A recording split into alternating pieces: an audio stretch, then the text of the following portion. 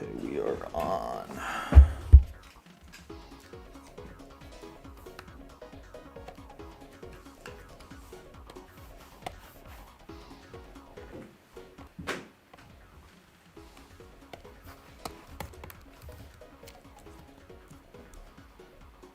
Oh shit, I forgot to alert people. Do that.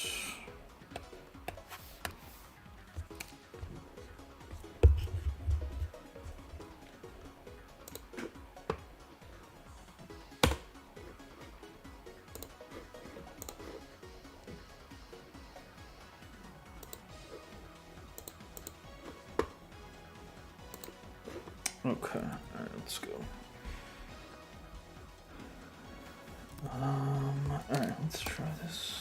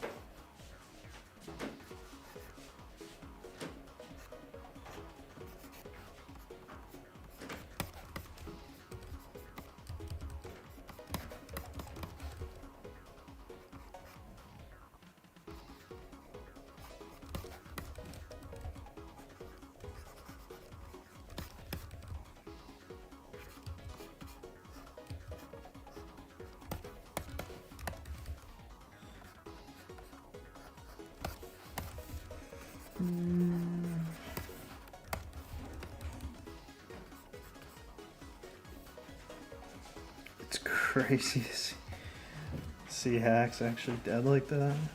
I was like I was still holding out ideas that it was fake. Yo, Bado. How are we doing? We're just doing another quick hand thing. Warm up for the, or not warm up, but practice thing for the challenge thing.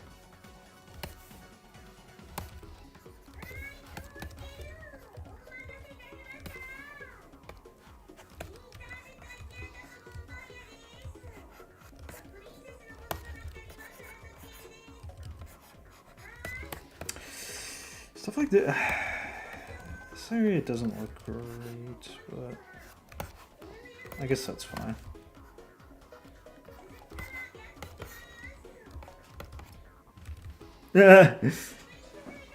Yo, Nova. Yahoo. Yahoo.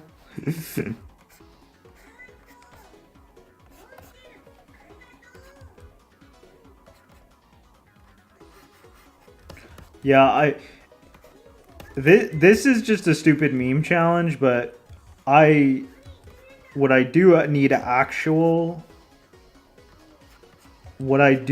actual grind sesh with is feet for sure, because my feet are just not great. They are not great. So I'm gonna have to do that at some point, but it's not urgent. Like it's not like feet show up much in the game at all. It's almost entirely boots and stuff.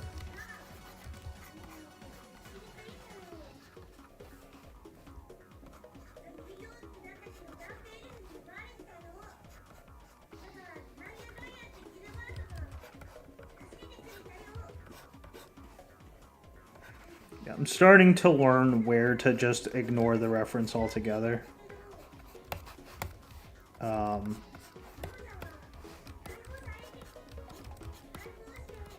But I'm still trying to figure out exactly where to draw the line.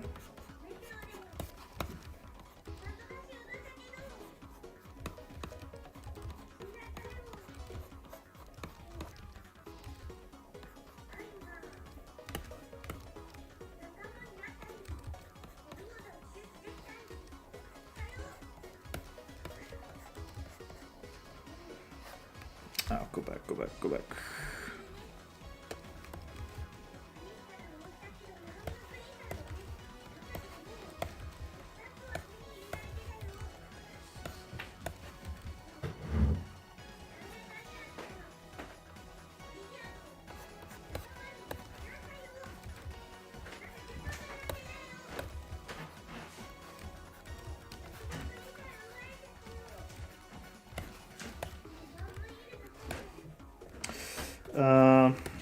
I really shouldn't have made it so wide because like the hand I'm copying has like a very wide impression, and I think that's one of the big things with the photos is a lot of the times the hands will be wider than what you ideally want to actually put down, because that can look really stupid really easily.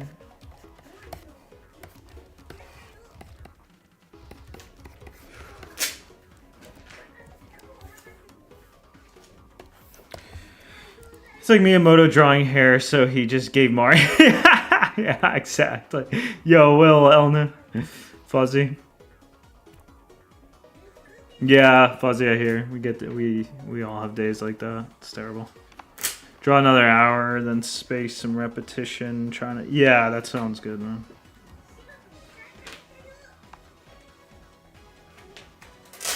That sounds good. No, we're not gonna do this one. I'm not gonna do that many. I think I'll just do like 2 more. And we'll call it a day. Because I feel like I'm starting to get used to. I feel like I'm starting to get used to how I'm gonna, you know, I'm getting a game plan for how I want to go about this stupid challenge. But yeah, I like that, Bobby. I'm the new Shiggy. I'm the next Shiggy. Me and.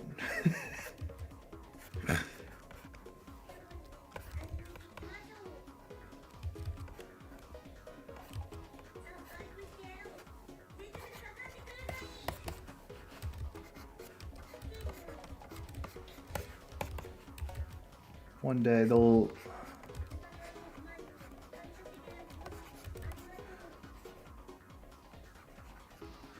talk about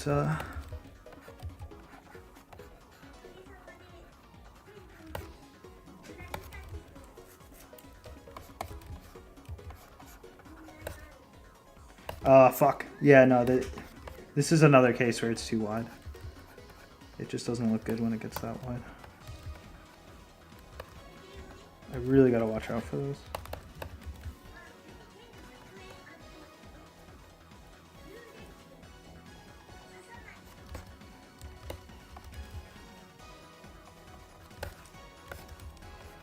Like, this should be an easy one as long as you just don't let it get too wide.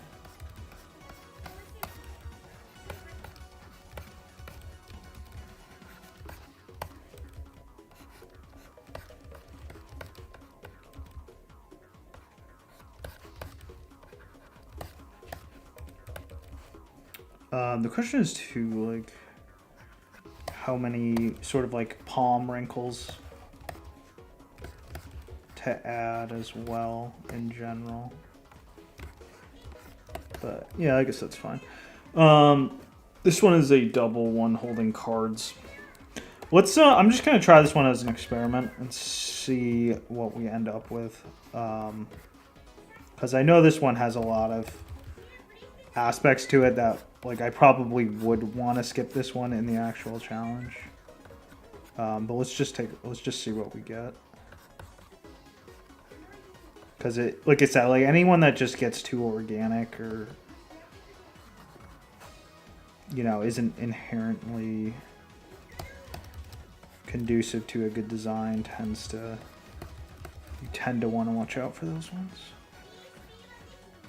I mean, maybe this is okay if you're just conscious enough about it.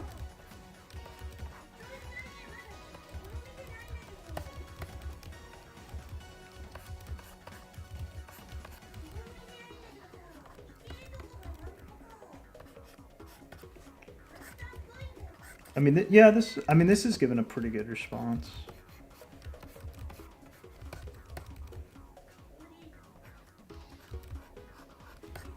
I think the important part is that the segments have enough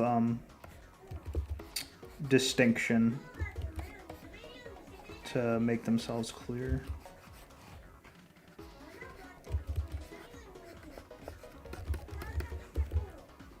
The fingers should have been a little bit smaller here.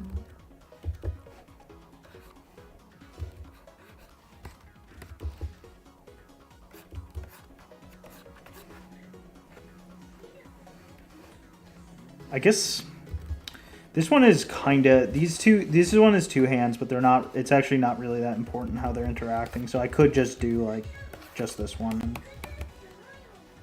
I guess call it a day.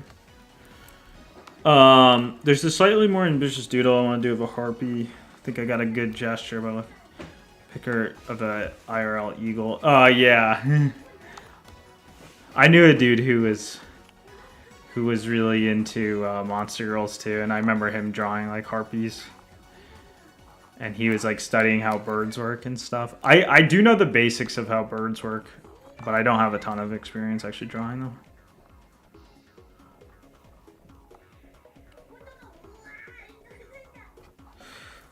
Because the main thing I know with wing design is typically the most common thing you get is, like off the top of my head, I can't even easily picture it, but I do know that you usually get it either splits into like just two layers like this for the wing. So you get like the feather stuff on top, and then you get the stuff. But sometimes you can do it like with like 3 layers. You can put like a middle layer in there. And I honestly don't remember exactly what the hell it's supposed to look like. I don't have like the shapes for that type of thing memorized, but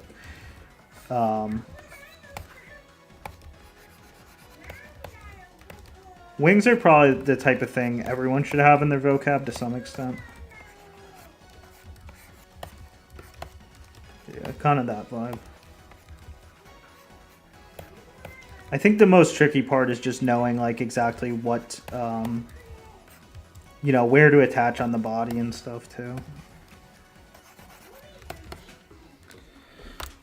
Gall's chicken wrap, yeah, yeah. Yeah, oh yeah, like the bug wing. I don't think I've ever drawn a bug wing type thing, come to think of it. Every time I draw Kanata, you've had some good Kanata Swado for sure. Yes, first 1,000 chicken wings, flats and drums.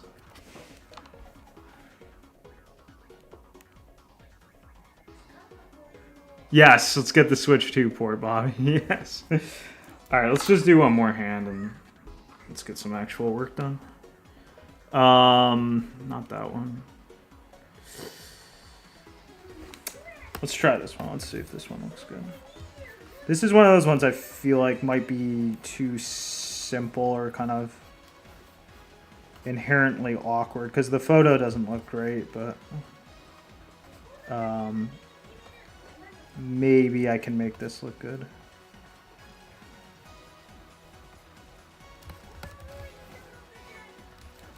Oh shit. It's kind of like a fat... It's kind of like a fat woman.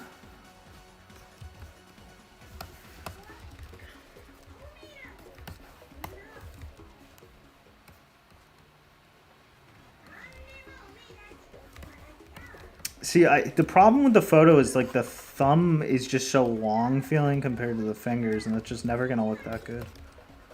So I think you gotta make the fingers like kind of longer feeling and give them a little bit of direction too. Or it's just, I think it's important. I think like whenever the reference, whenever there's an aspect that feels weird in the reference, I think I just gotta go in and just plan to change it ahead of time. Like even the entire kind of concept here is weird. Like it's just, she's moving her thumb in a way that just is very I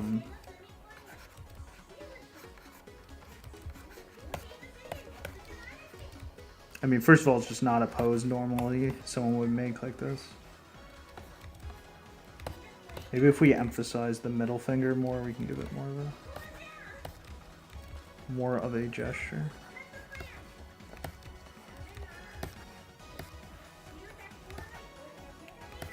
Yeah, I'm gonna say just keep the thumb tucked in.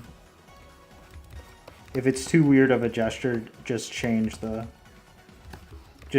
pose to something that you'd be more likely to see. for something like this.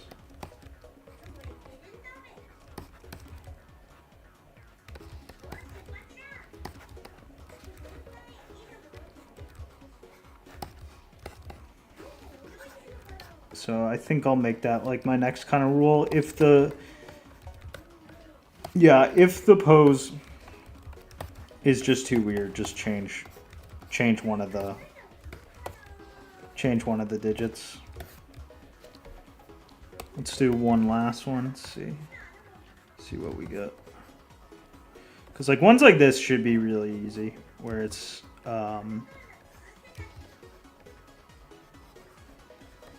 especially ones where like the fingers are kind of coming at you like this. This one, these types are really easy to get to look decent, because you see this type of thing in anime a lot. You know, like dramatic going at you type poses.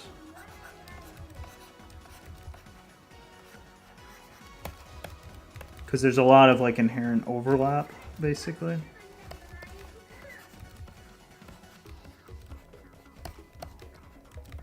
Shit.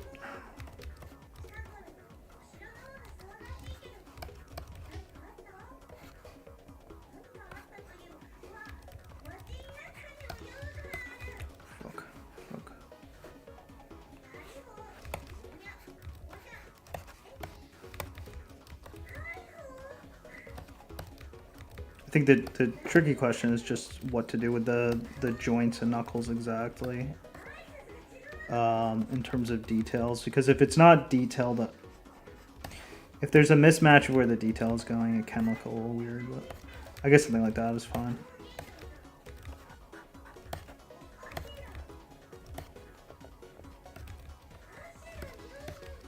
I would probably want to do one like this a little bit cleaner, but this will do for now.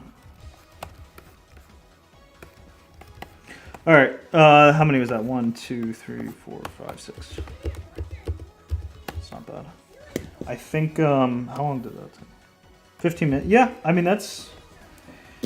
we're doing them under the 3 minutes. So the challenge is 100% doable.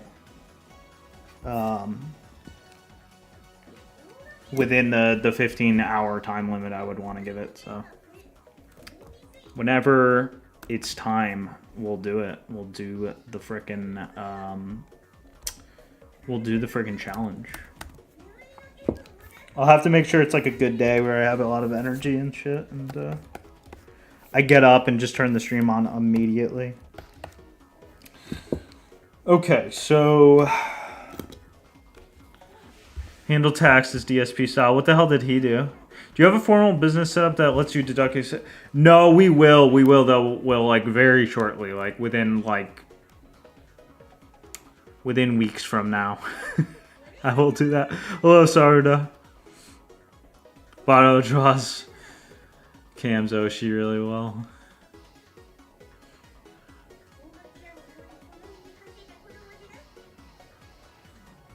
Is that also Kanata? Yeah. Yes, it is Kanata.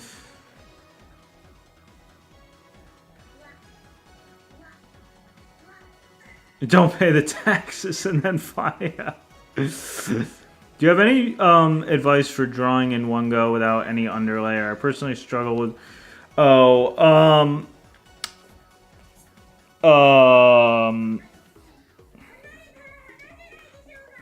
Well, first thing I'll say is that that's not a necessary skill. I do it a lot just because I find it comfortable. But you don't ever have to do that. So that's kind of like my first piece of advice. You don't ever have to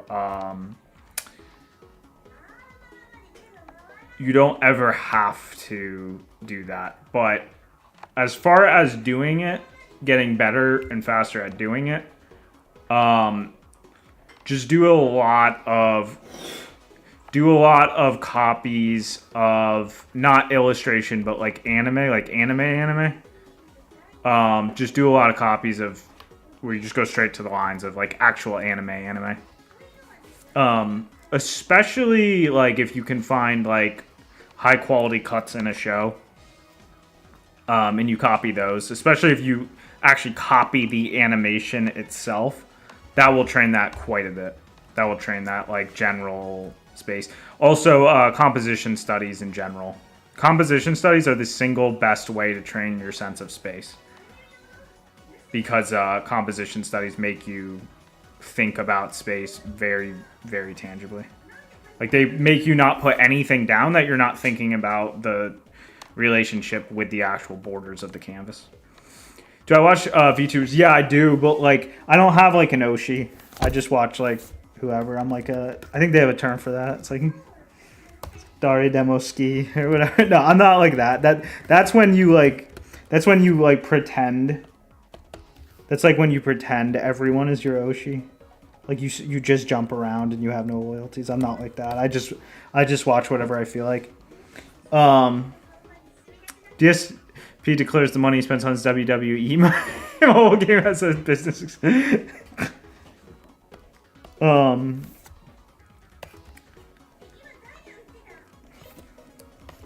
My favorite of the big VTubers though has always been Miko, for sure. I was a pretty early adopter of VTubers. Like I was watching way back in the day, and I actually caught Miko's like second stream ever.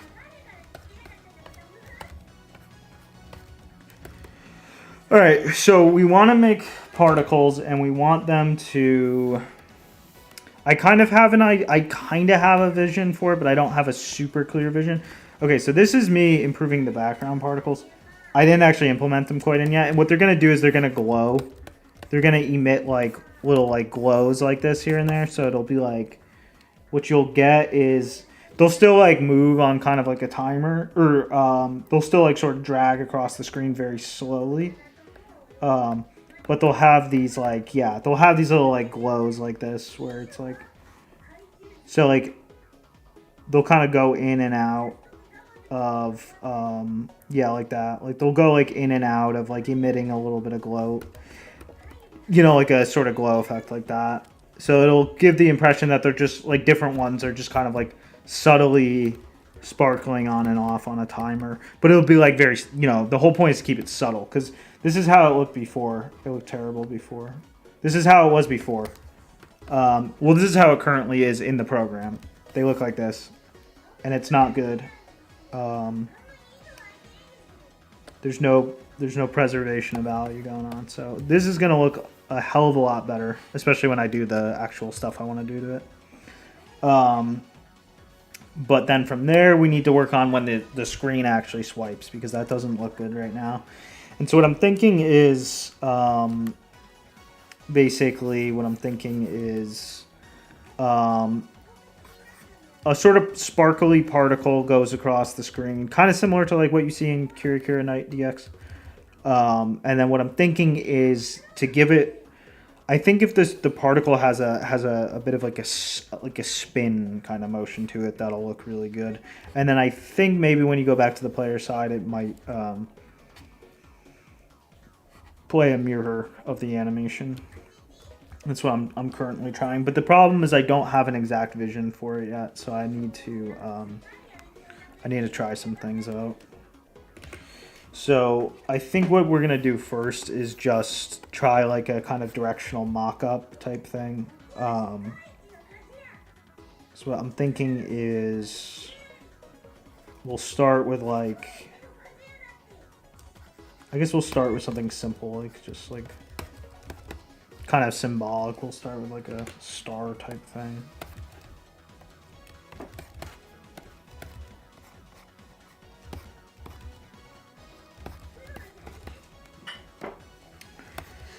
If it's gonna really properly glow, it's definitely gonna need to be a little bit brighter than this, I guess, but the question is how bright, because like if we do actual white, I don't know if that, I think that's just, I'm not sure yet, honestly. Yes, no, we're keeping the stripes. I like the stripes. We're keeping the general Commodore thing. We're just getting rid of the little like star things because they look like shit. I didn't really try when I initially put them in. They were just kind of like, first of all, I didn't know about like preservation of value stuff back when I was first. Most things in Castle, I went in with like a strong game plan. Like typically my rule of thumb for this project is nothing doesn't have a strong game plan. The one exception was certain like UI related things and like little graphical things like that. Like I just didn't know because I just didn't have enough experience. So some things ended up being okay. I think what we're gonna do is brighten this all up. So some things I just genuinely didn't know what to do, and yeah, unfortunately, it's created like a Kaze Emmanuel situation with the battle screen where it's had to get iterated on a little bit, but at least it's not terrible. But yeah, if we could just get like a really nice actual screen transition type thing, then I'll be really happy. I want something that I actually enjoy seeing every time the screen transitions instead of something that causes me like nausea and pain, like the current one. Some people aren't as picky about that type of thing, but I'm extremely picky. Like I get motion sickness extremely easily to the point where there's a lot of like actual popular commercial games I can't play because of motion sickness and shit.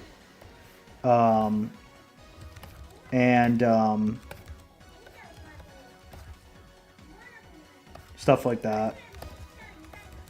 Like I'm just really, really sensitive. My ears too are extremely sensitive. Like if shit's not like if audio is like you know the game Iconoclast, that game has really bad like audio mixing, and the use of reverb is like super sloppy.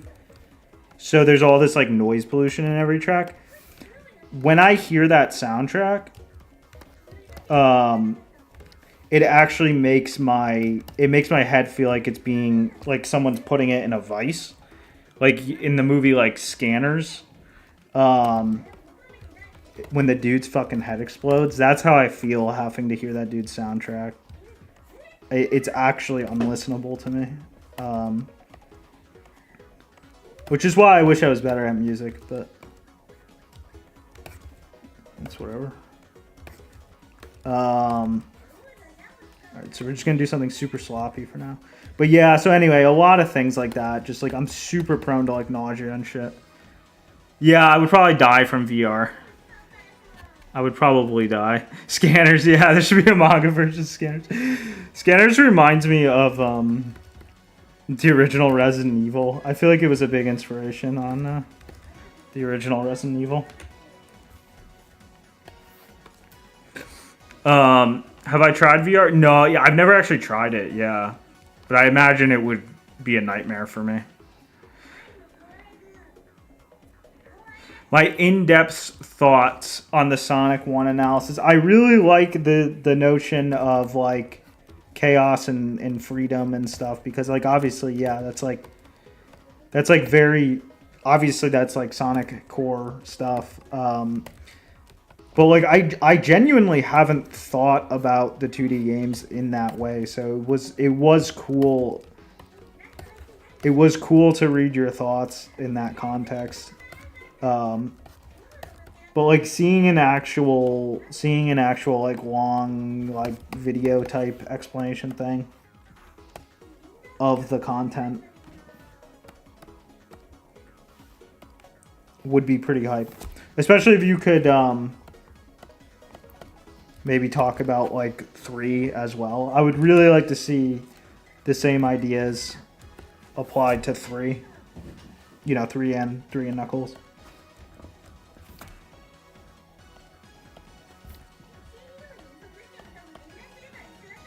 Because like one of the things I think is really interesting too is the concept of, you know, because you know how you're talking about like nature and the artificial.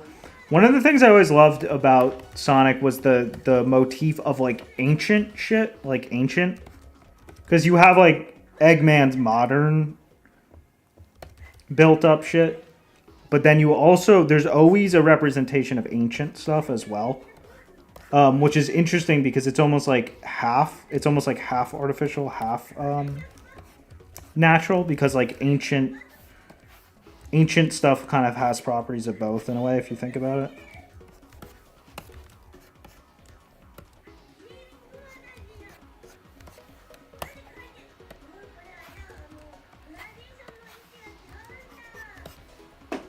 I don't know what the hell I'm doing with this right now, actually. I'm just trying to think like, I think I'm trying to think like when it should, you know, when it should actually create like a sparkle effect.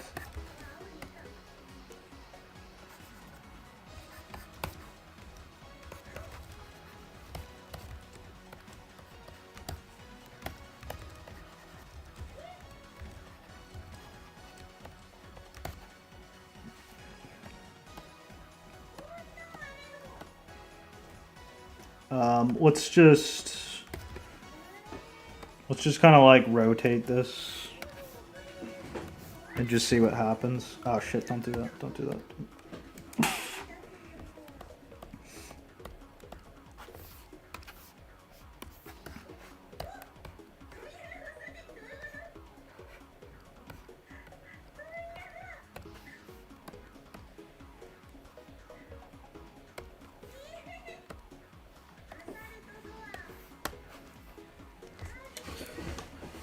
Be back in a bit. See you in a bit, Elton. I actually kind of forgot that part, Will. I mostly just remember the end.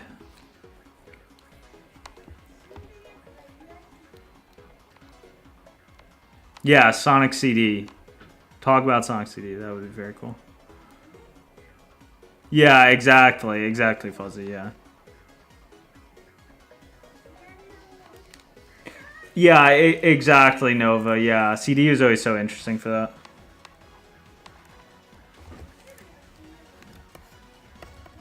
I love the concept of, you know, I love the concept of like the two futures and shit. Because it's really interesting because the, obviously that was like, that kind of, you know, obviously became, you know, sort of the mainstay of things to explore. Like, you know, the movie, you know, the anime movie, like obviously explores like the whole,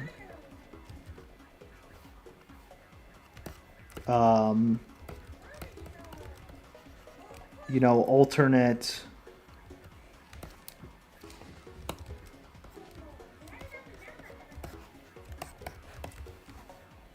future apocalypse type thing. Obviously it comes up in 3, adventure, all that.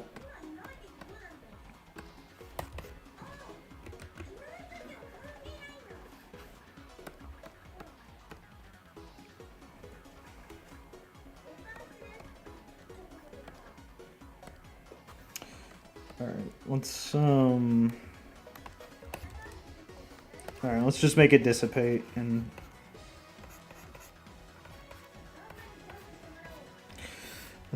dissipate and see what we think.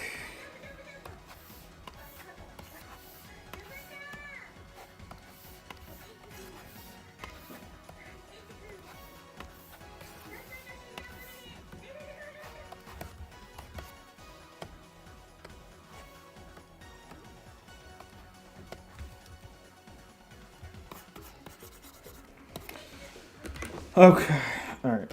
I gotta export it. Oh shit! I gotta change my my topic.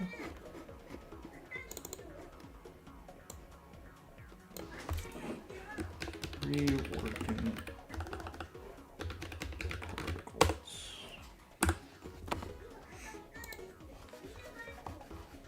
I was initially thinking about just dropping the first Batsim version without doing this, but I don't think that's a good idea.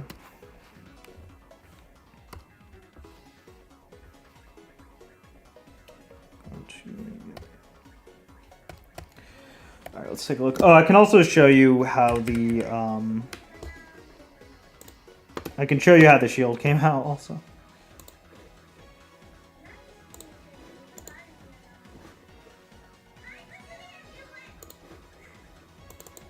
Normally she'll like gray out as it comes on, but anyway, so that's how that looks. And then here's the other zoom, the more zoomed out. As it pops up, she'll like gray out and move. I mean, you'll see once I code it in.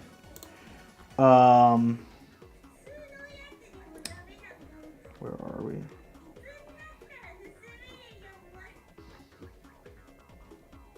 My folders are kind of a mess right now. Stuff's kind of in random spots. Some of it's organized, but some of it's not.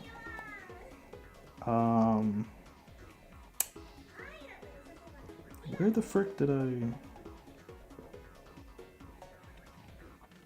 Should be a GIF. There we go. Okay, alright, that looks kind of weird. I'm trying to think. I don't hate the idea of like, well, okay, first of all, I don't want it to look like it's actually going into like the background, like as like an arc like that. I think that's awkward.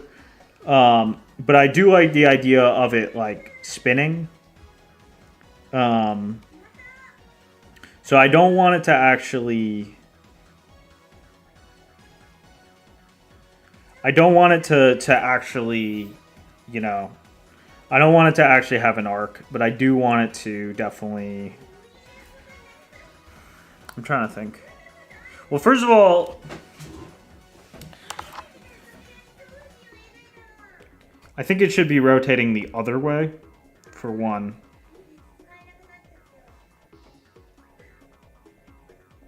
Yeah, it should be rotating counterclockwise. And then it shouldn't have a thing where it like goes into the background like that. Also, oh, the GIF is compressing the colors. That's why the colors look weird.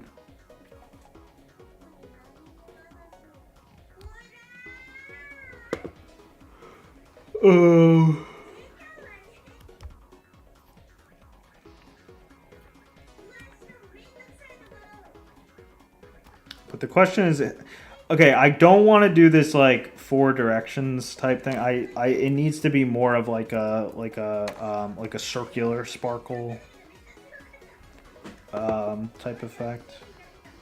All right, I think I have a decent idea for. The other thing is to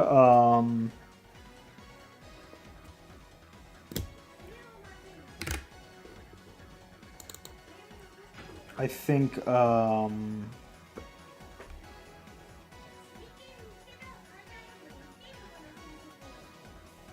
the initial thing where it like jumps into action, it shouldn't do that either. It should I'm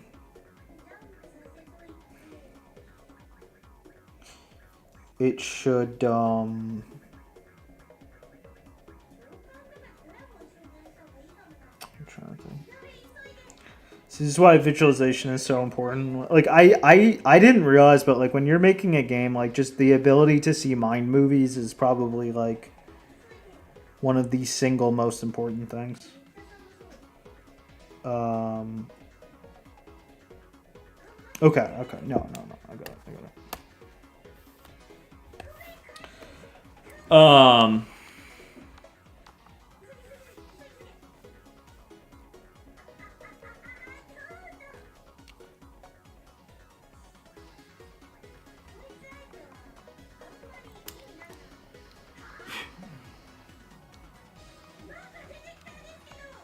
Yeah, exactly.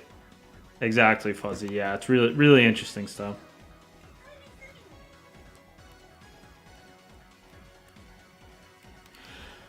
Charles, we're gonna be doing six it's like 6 episodes, but 6 chapters, but there's like post, it's like de facto 7. Plus I kind of want to do like an extra type thing, but like yeah, it's like 6, let's just say 6 de facto 7.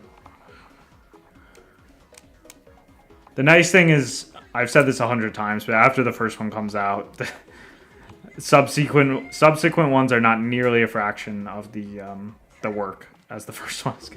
Yeah, like a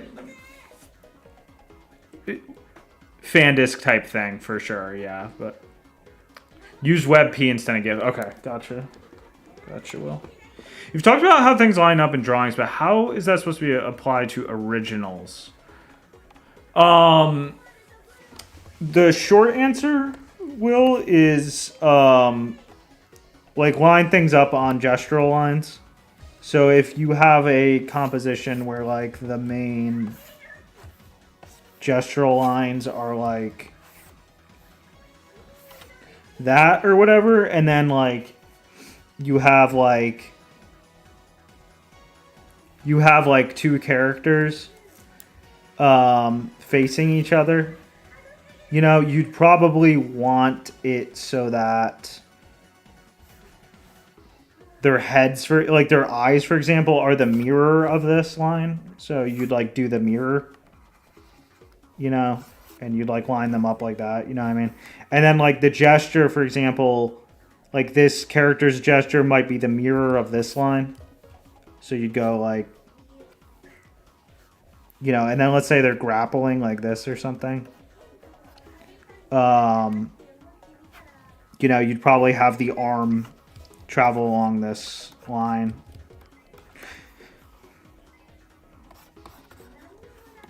You know, type thing. Like you're looking for ways to, and you know, and then maybe the composition would be boxed in like, you know, like that or whatever. You're looking for ways to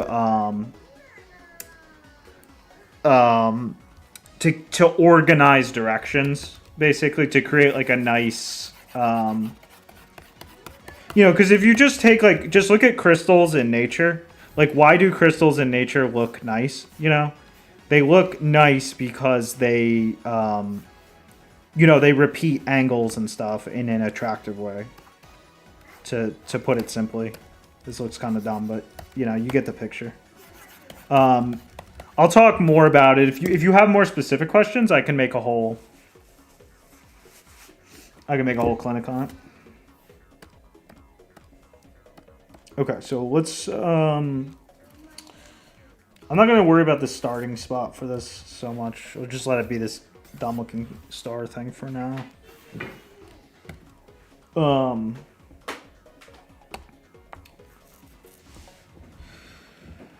But okay, I don't want this to go. I do want a little bit of like a jumpstart thing to the particle for sure.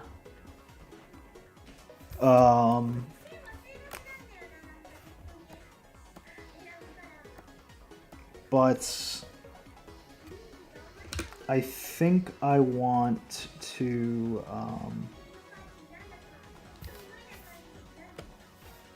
let me see how that works. It can export as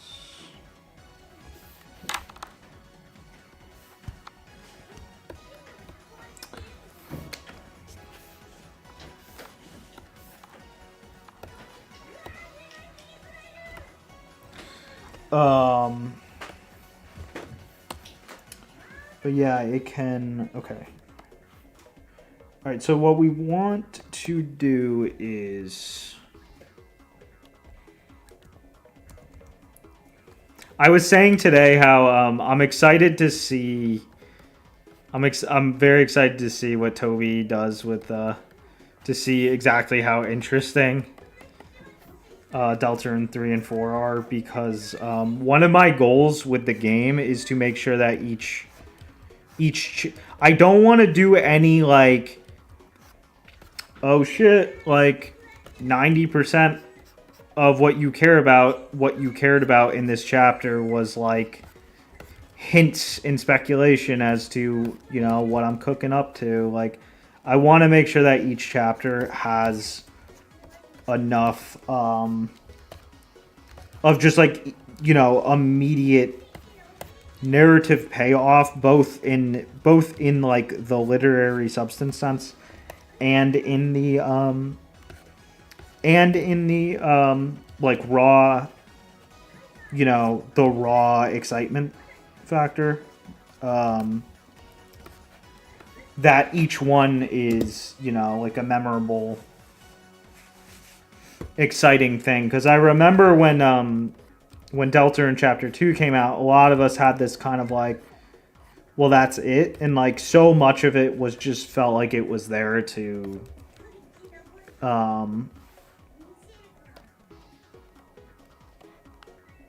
theory, you know, a lot of like bite of 87 or whatever type crap. What is it? What is the bite of? What is it the bite of? It's the bite of 87. Yeah. Apparently there's also a bite of 83. Yeah, like it was a lot of like bite of 87 energy. And I don't want any of that.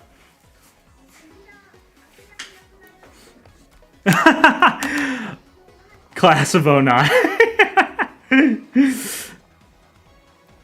Oh, interesting. Well, alright, let me take a look.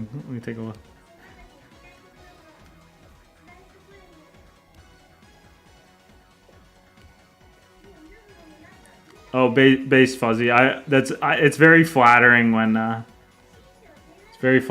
he does when he deems when he's interested enough in what I drew to copy it.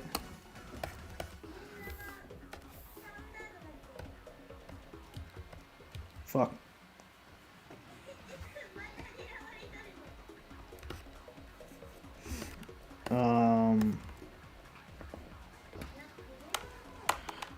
Hey, Chris.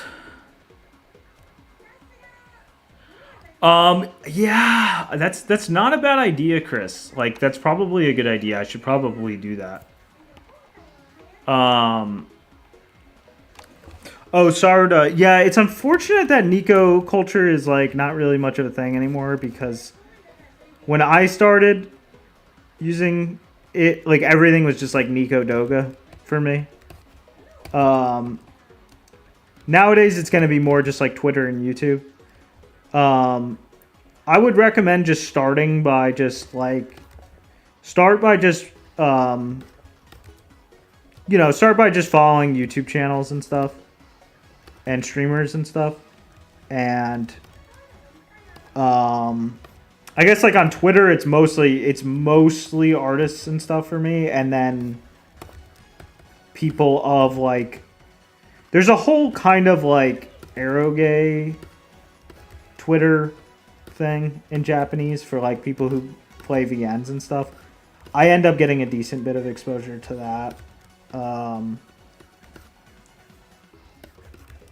I don't love that subculture.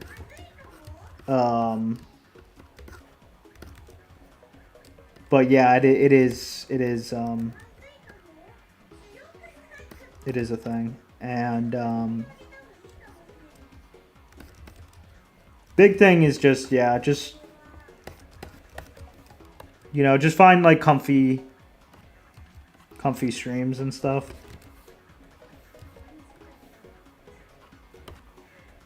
And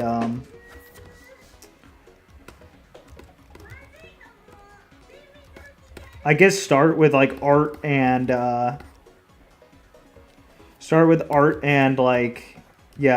eroge reading Twitter. You'll see it all the time. You'll see accounts of like, oh, I talk about. They'll always put it in their profile, like I talk about eroge a lot or whatever. If you read VNs. If you don't read VNs, then I'm not sure. If you don't read VNs, you should, you should. If you're not reading Vinny's, you're not gonna make it. All right, I don't know what I'm doing now. I just need to. All right, so I think what we're gonna do is, yeah, we're gonna have it, and then we're gonna have it spin counterclockwise.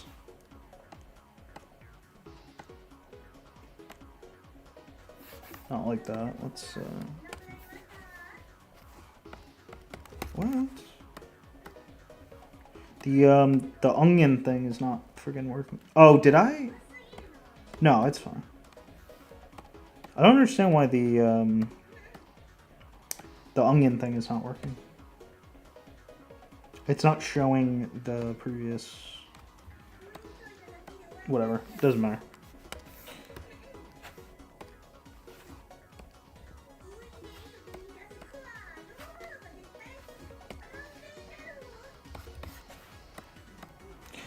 Okay, so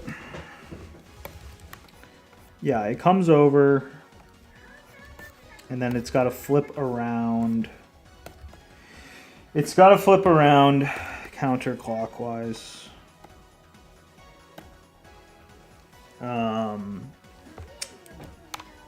Oh yeah, I played a tiny bit of Rance 303. It was really, really good. I don't like 01. I don't like what they did to that. That was apparently like a noob writer, and they had to like kind of janny him, and I just did not like 01. But 03 was really, really cool. I don't know. I don't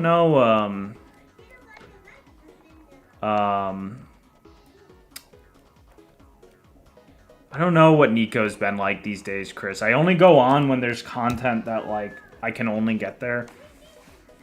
Like some old game was played or something, and I can only get it on Nico. Twitcast. I actually don't even know what Twitcast is.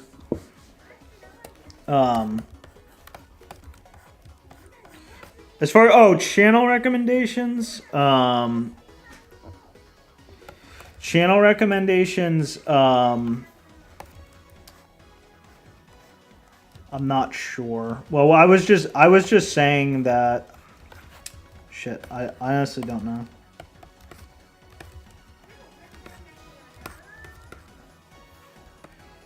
Suahas is probably my favorite G-Killer. He's super comfy. Look up Suahas. He's very funny. He's just very good at streaming and stuff.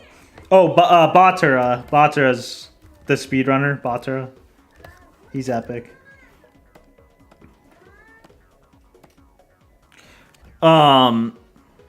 Yeah, they do try to like block it up quite a bit. Yeah.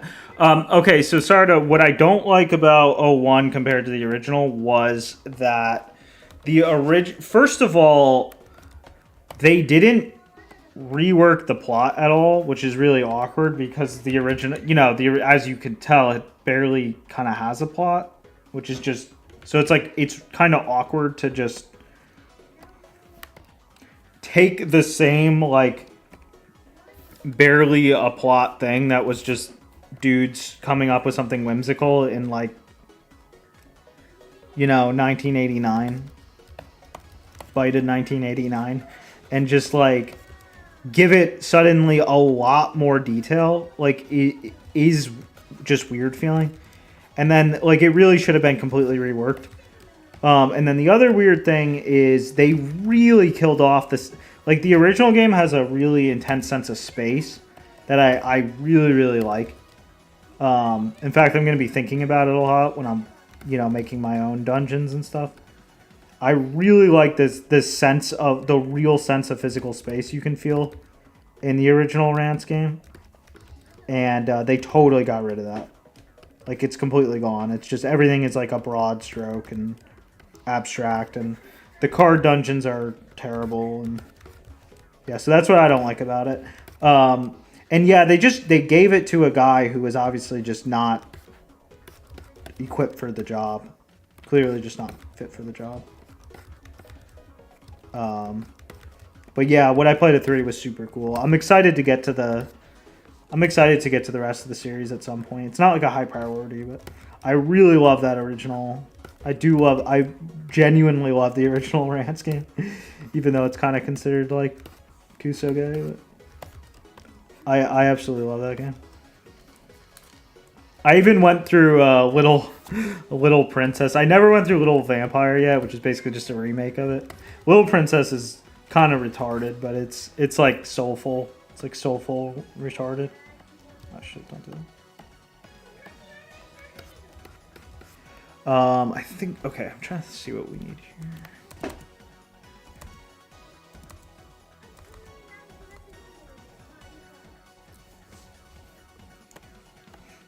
Okay, I think we actually want to.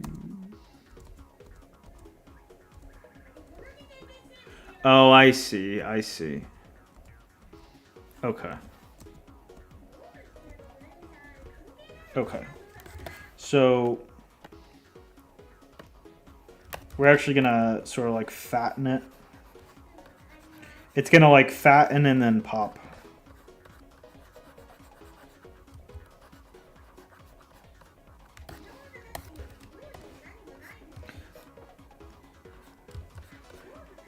But yeah, I wouldn't consider the original Rants to be like a good game, so to speak, in any like conventional sense. However, I will say this: the level of narrative it has is actually genuinely impressive for how simple it was and stuff, and especially compared to RPGs on console at the time.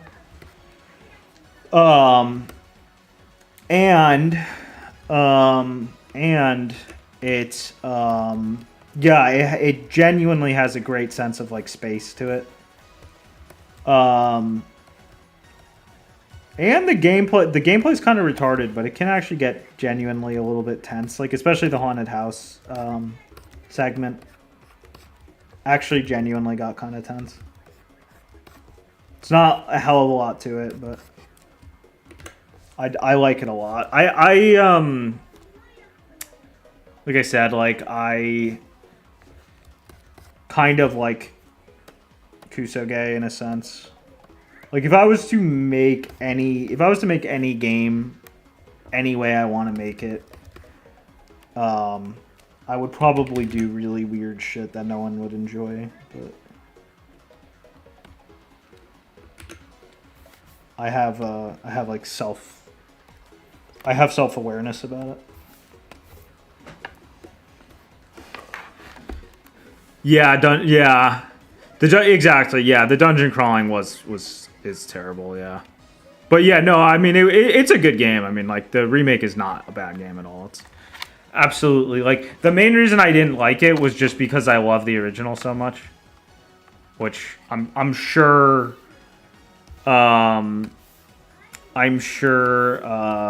is not the most popular opinion, but I genuinely love the original Rants.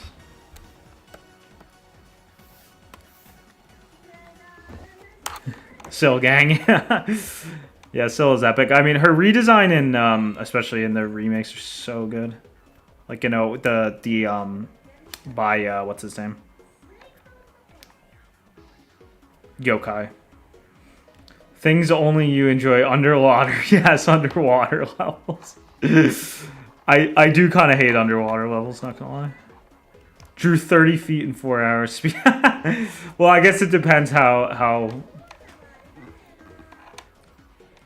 Sometimes when I do copies, Bado, when I do careful copies, I'll do like one copy in like 5 hours. Just because sometimes copies just go slow as shit. The best part is the reworked main theme. I actually don't remember.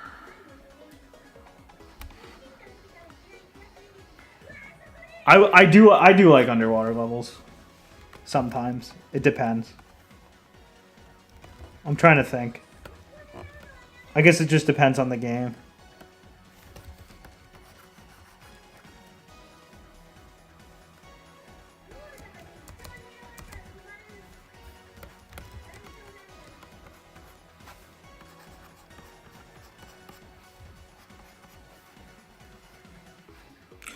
Wait.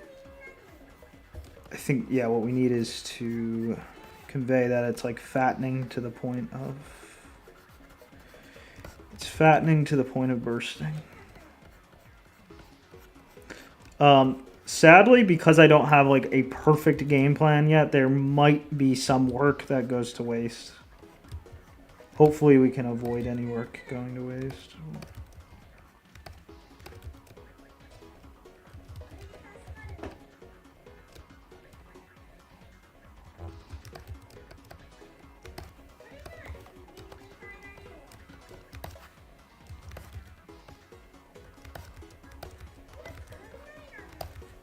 I didn't really. Speaking of Kusoge, we still got the Yu-Gi-Oh! Forbidden Memories music playing. This game is Kusokami game. Let's I guess last time in anticipation of Delta, and let's play Undertale again.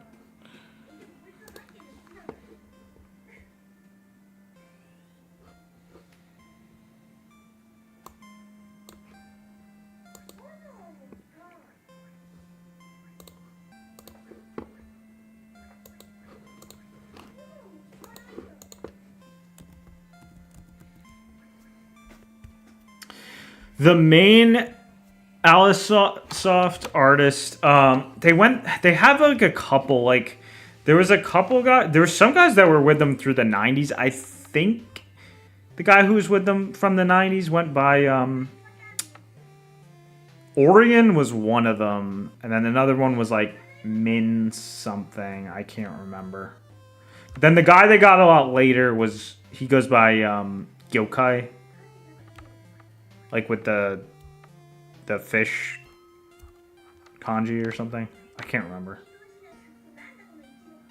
If you go on VNDB, you'll see them. I think if you made a Kusoge only for yourself, it would still attract a certain amount of attention. Yeah, that's what the Yik devs did, yeah.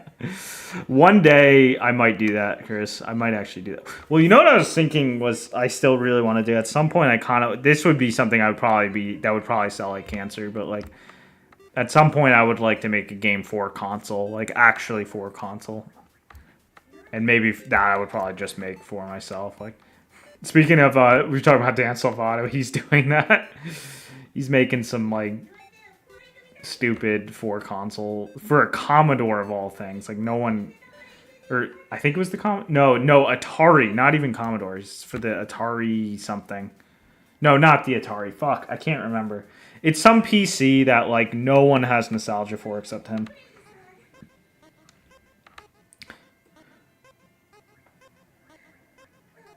Yeah, the Alisoft artists are sick. I really like all of them. I like all of them a lot. The part where the torso meets the yeah. That's gonna be confusing, Will, because this is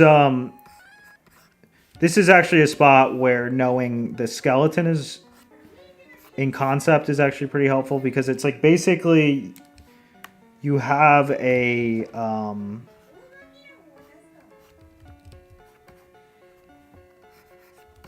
okay.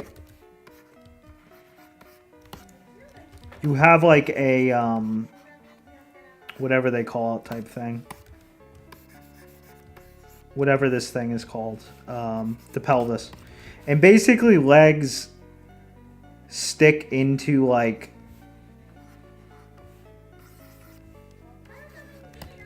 legs kind of like rotate around this in this like way,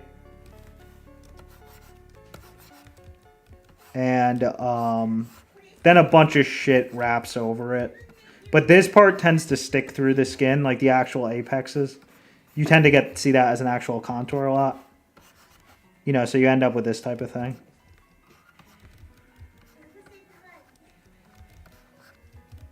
And everyone draws this totally differently because it's so complex. Like everyone tends to draw this quite differently depending on the style. And even sometimes the character in question. So you end up with this type of thing.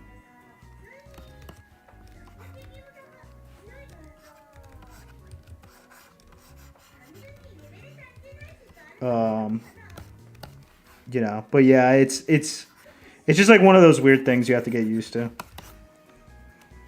You have to just see a lot of different examples.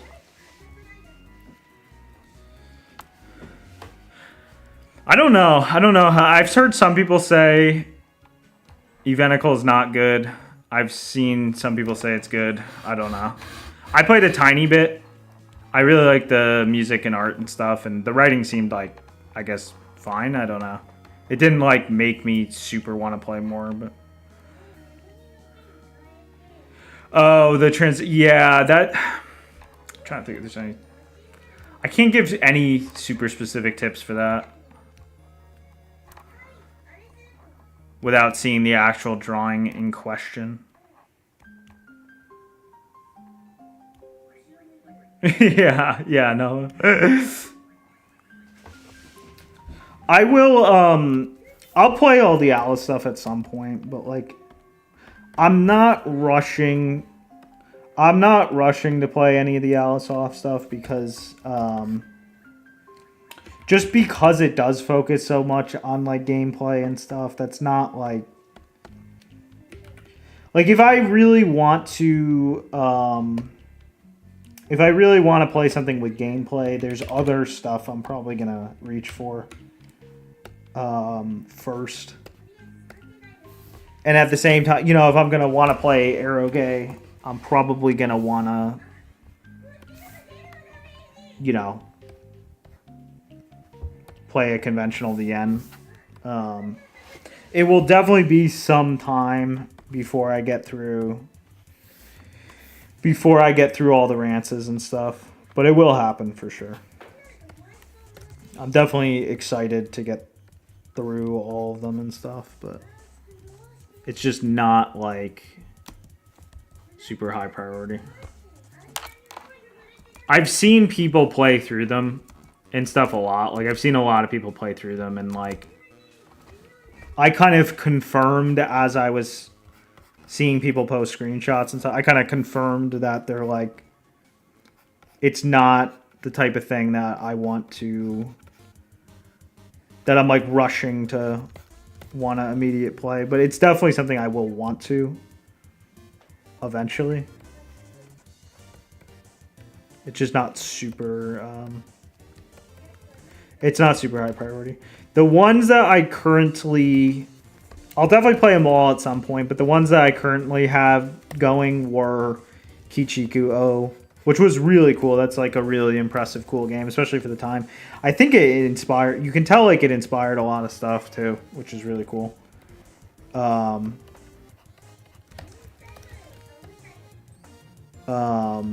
Like, I get the feeling, especially stuff like Hunter x Hunter and stuff, it was a big inspiration on. Obviously, there's other stuff that has cited rants in general as a big inspiration, like Mushoku Tensei and stuff, which obviously was a little bit later. But yeah, the I just really do not like how much gameplay is involved,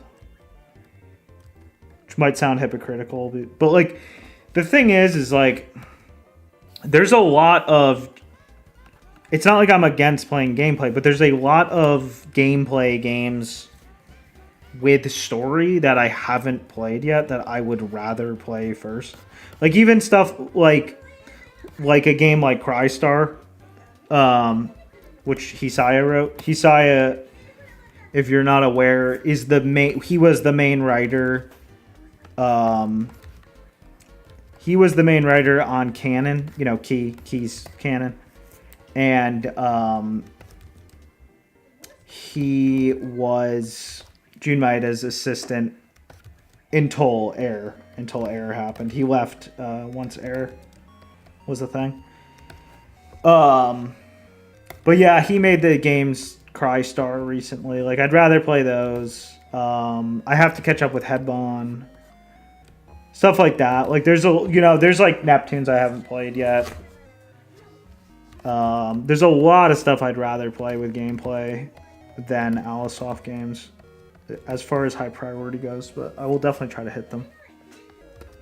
In the like, okay, within 5 years, I will definitely have played all the Rances for sure. I would say.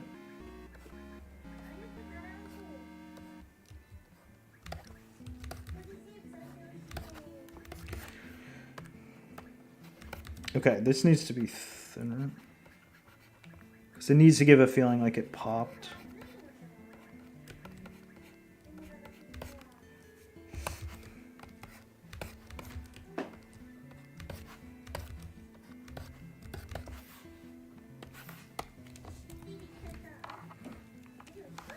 Yeah, I do see it a lot in the OP sphere for sure, Kara. I definitely do.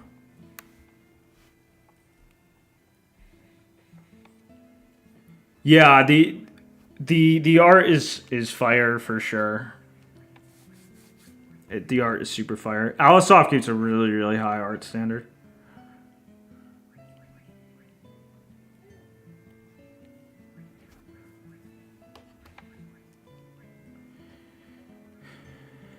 If Cartoon Network approached me and offered a show deal, but I could only hire Americans to work on it.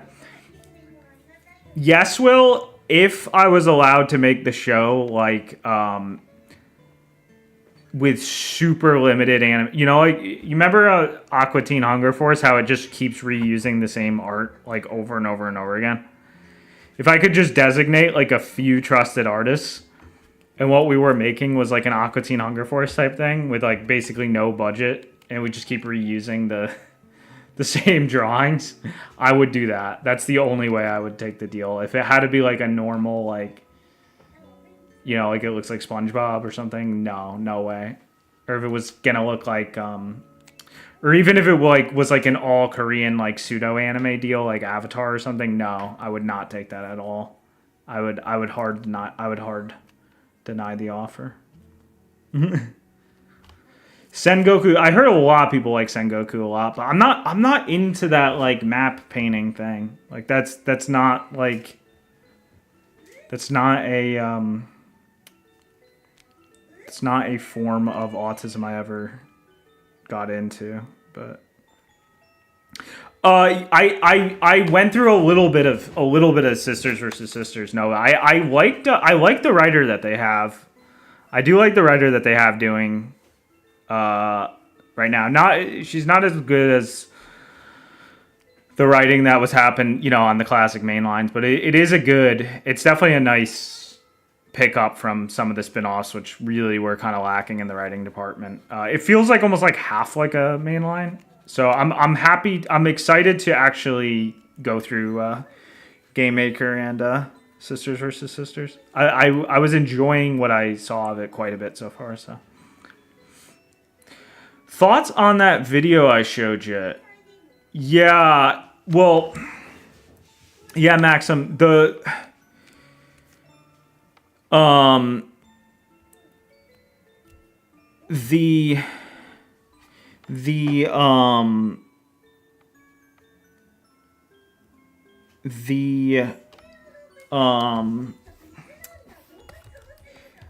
gameplay, we were kind of talking about this last time, but like gameplay in big AAA games is kind of just like a cooked thing because I don't know, there's so many reasons for it. First of all, like big companies just can't actually like properly organize their projects anymore because they're too expensive to make, and they juggle so much outsourcing now. So I don't know. Yeah, like my short answer is just like, yeah, it's just like we're not going to be seeing tightly made games from big companies. Like we're just not going to be seeing that for like 100 different reasons. It's a very cooked industry right now. Boom, boom, boom. Oh, I just realized that this is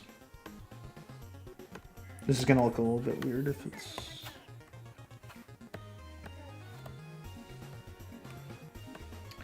Let's see.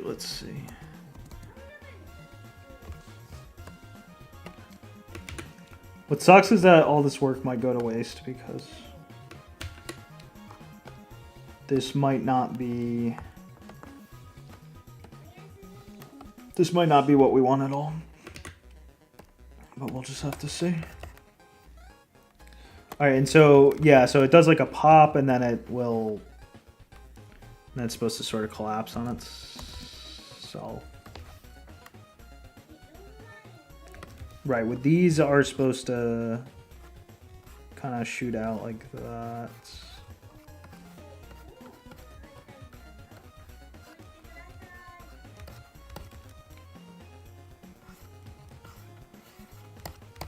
Oh wait, we gotta.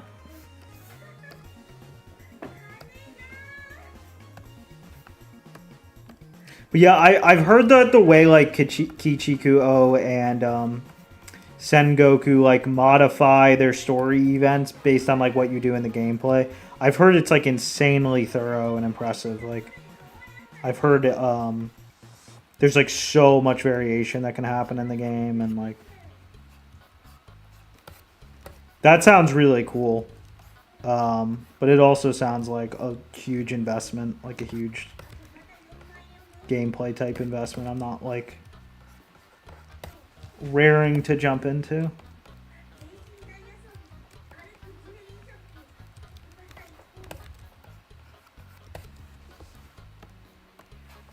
Wait. This should be way smaller.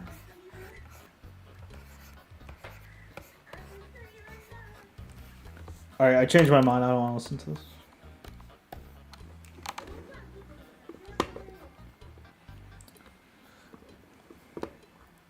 I don't like this track, and it's making me think about how many tracks I don't like in this game.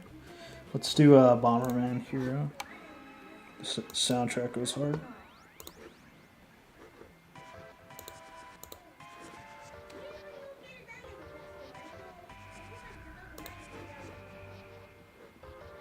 Oh, for fuck's sake. My wireless mouse is being retarded. Okay, let's see. Yeah, imagine buying the new Switch, exactly. I don't know who's gonna do that. I wonder if it's even gonna sell well. Like, I just don't even know. Yeah, sometimes. Yeah, Karen. Yeah. I mean, if there's one game to play, it's gonna be Hebon, which is unfortunately Soshige, but it makes you forget it's Soshige very easily. The games are so expensive to make because they keep making exactly, yeah, and everything has to, yeah. It's just a disaster. It's just the whole thing is it's just too much. Yeah, I've heard people Maxim. I've heard people say Citadel. I've met people who really like that say Citadel is a very cool like indie thing. It's a rare case of a Japanese person who's very involved in the indie scene doing stuff. I'll definitely have to play them at some point. Hopefully they don't make me too motion sick, but it looked like a really, really cool series. Yeah, that makes sense, Nova. Yeah, for sure. I definitely see the similarities between them. I've only played a little bit of Kiseki. It's definitely a series I would like to also play and get into at some point as well. The main reason I stopped playing the first one when I was playing it was, I mean, just other than the fact that like I am so crunched for time right now, and I would much rather put my time into a VN than a game. The main reason I stopped was because I didn't like walking around town. I really do not like walking around towns if it feels not interesting enough. But other than that, I really liked the game a lot. I thought it was really cool. It felt like playing like one of the much better Tales of games. But it seemed like it was Tales games never like cook on the big picture. Like they never like even like the good Tales games with like good character. It's always the character writing that's ultimately the appeal. And the bigger picture of the story is always a little bit more of like an afterthought. And this felt like a good Tales game, but if the bigger picture was much less of an afterthought. But I'll have to see where it actually goes and stuff. I don't know entirely what to expect out of it. Okay, so basically we want...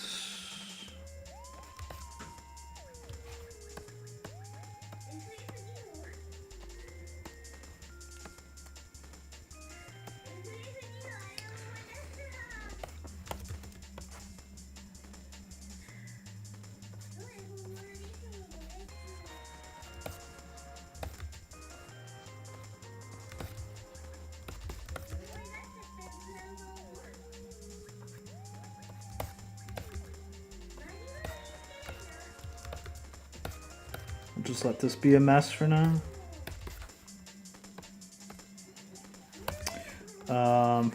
Okay, it's gotta be a little bit thinner.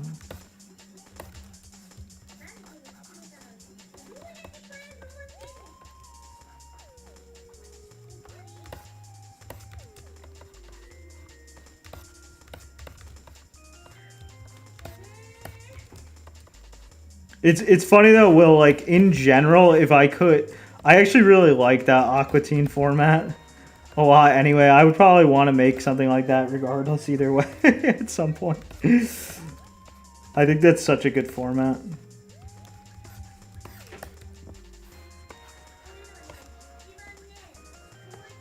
Let's...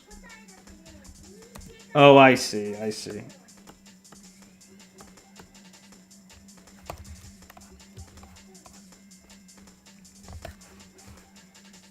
All right, let's just do one last one real quick.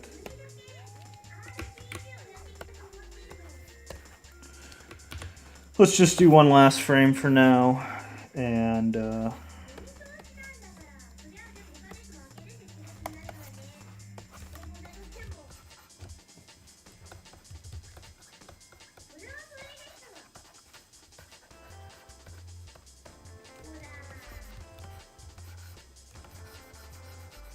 let's just see what this looks like and how it feels after. Because I honestly still don't know exactly what to expect exactly.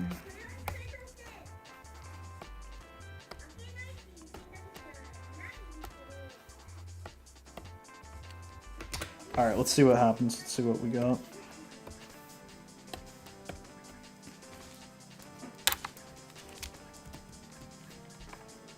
Saw a Korean hurry. Welcome back, Elmer. Yeah, I guess the Citadel. Yeah, I guess Citadel is the one care. I guess Citadel is the JP FPS now.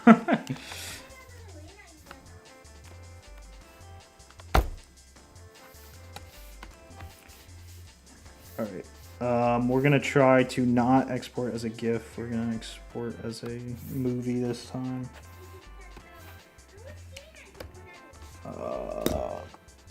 Particle test.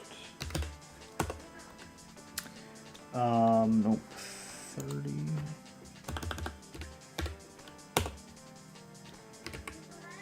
All right, let's see what we got.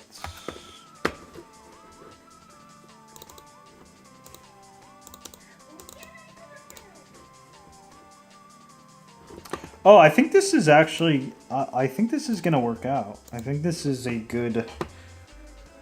I think I ate, to be honest. I think this will be a good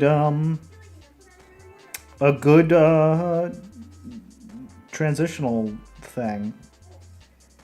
And we can add more to them. We can maybe modify the speed a little bit and stuff. I'll have to think exactly what to do with them. like exactly how to clean it up and stuff, and what kind of like additional ones there should, you know, like smaller ones to go with it and stuff. And let's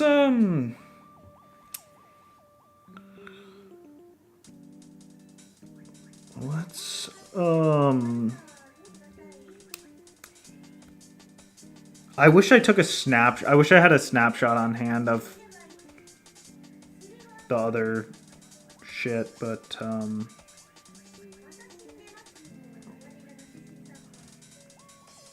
me think. I'm trying to think here.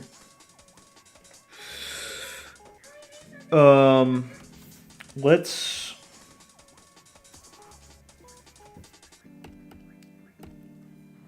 have the... Let's just have the normal screen fade in again at the end. And let's see...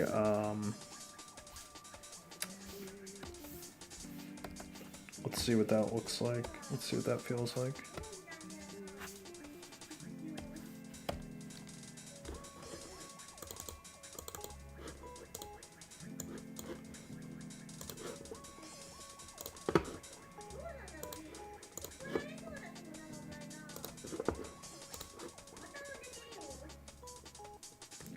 Well, it should be slower than that. I mean, this isn't what the fade in normally looks like in game, or the fade out.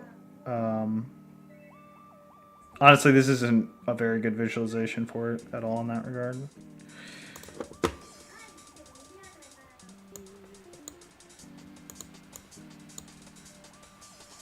Let's just do this.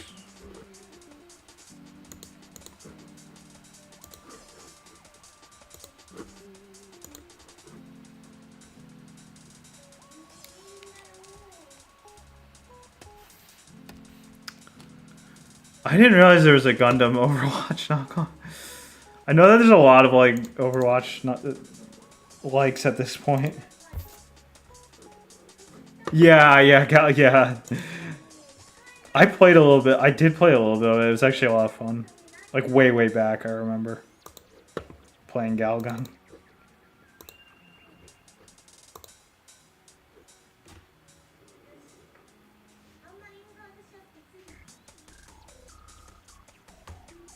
The protagonist Citadel is very hot. Yeah, I've seen his. I definitely like his character designs a lot.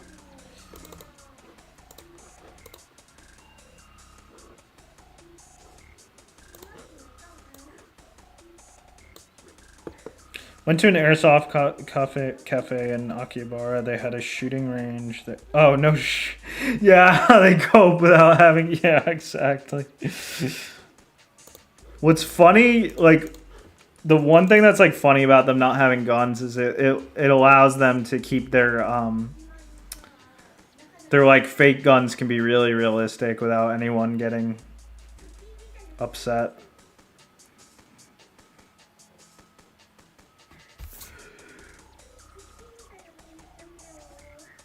Okay, I think if we have... I think there should just be like a few of them, and there should be like a few that are like a little bit smaller to go with it. I guess. Trying to picture what that would look and feel like.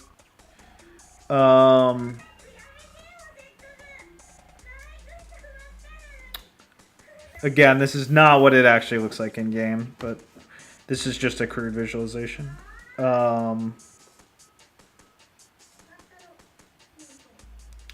But yeah, I'm trying to think here.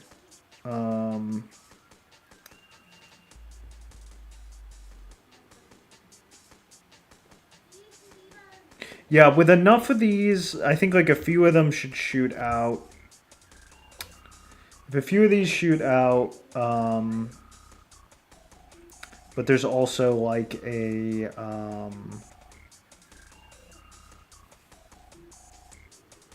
they can shoot out at different like lateral speeds too, so like some of them can like drag farther than others. I could try that as well. But there's definitely going to have to be like a small version to create like a little bit of a layering effect. I think, I want to say. Yeah, no question. All right, so let's try to figure out like what that would be. We'll try to figure out like a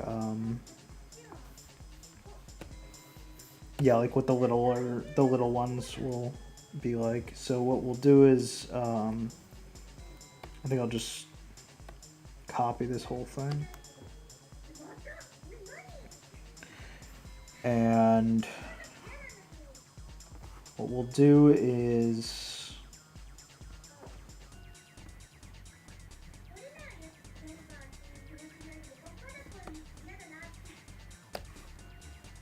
this can just go all together. This can go. Okay.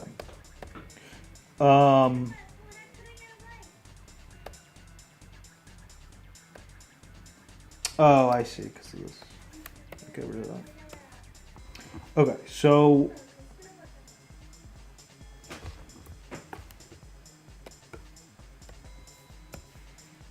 Okay. All right, so we need like a little version to create a sense of depth. The question though is how little. And the second question is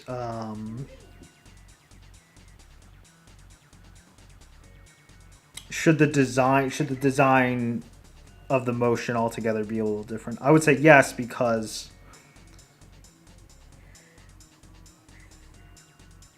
it needs to convey that something with less detail is happening.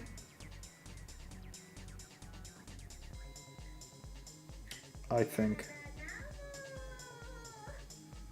Yeah, all right, I have some ideas. Yeah, Carol, I'm not gonna lie, I really can't play those either. Like I downloaded one that I really dug the art of, and I played it like 20 minutes. I'll finish it at some point just because I like the art so much, but I can't get into those. They're just like not. I couldn't even play Blacks. I'll play Black Souls at some point, just because I know how much people like it. But like, it's just like really hard to play those because they're just like they basically never have like actual like real like writing to them. Okay, you know which ones I really did like? I really did like Mogeko Castle. And I probably would like Kaite Shujin's other stuff.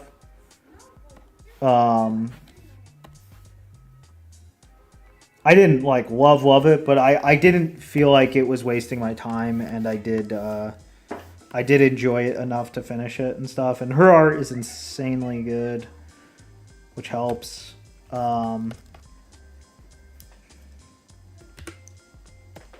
So yeah, I enjoyed Mogeko quite a bit. It was kind of boring at times. It was kind of dragging. I don't think it needed to be that long. And again, it's not like there's still the issue with it's not like real like writing. It's not like real storytelling, but I did enjoy it. I thought it was successful at what it was trying to do.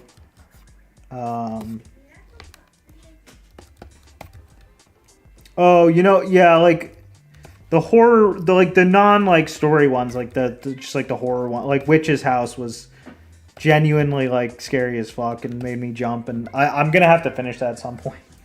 Maybe I'll play that on stream and scream like Liam King's play it.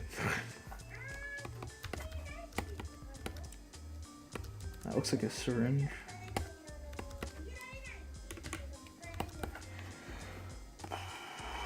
All right, well, first off, this shouldn't have like a...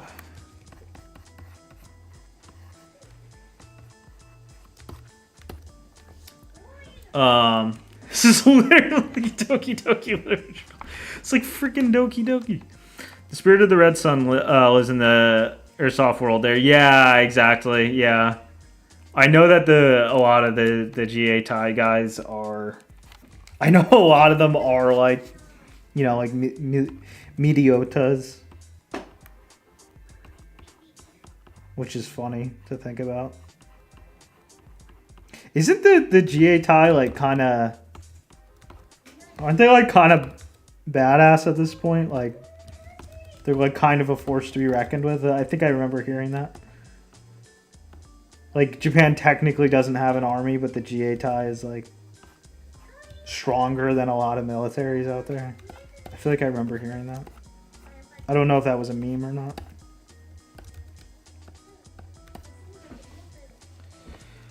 I have not yet, Sarda, but I would definitely like to check it out at some point.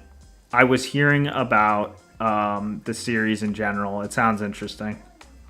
I would definitely like to check it all out at some point.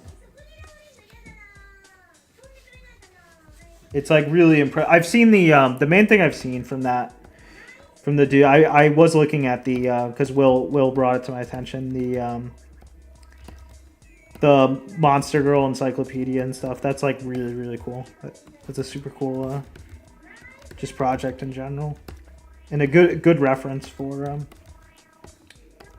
just genuinely good reference. No, this should not be this right.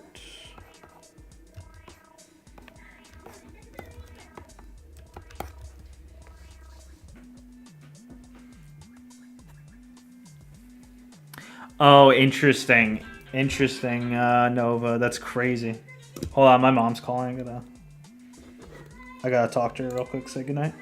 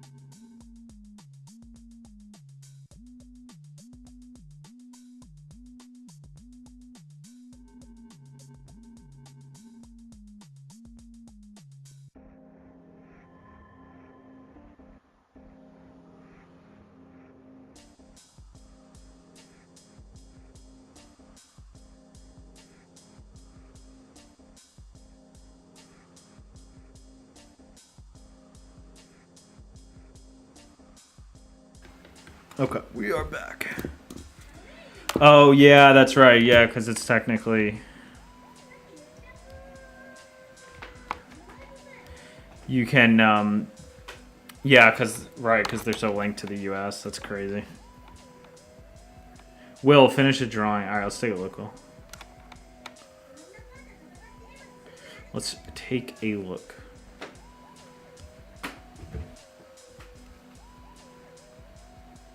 Hey, this is good, man. Do you want Do you want tips on stream? Or do you not want me to? Or do you want me to give tips after stream?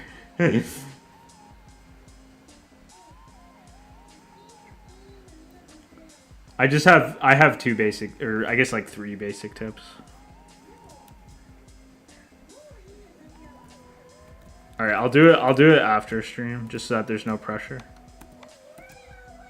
But yeah, I have 3 major tips. Maybe Woda can give you some tips too. Although he would probably just say the same thing as me. How long did it take, by the way?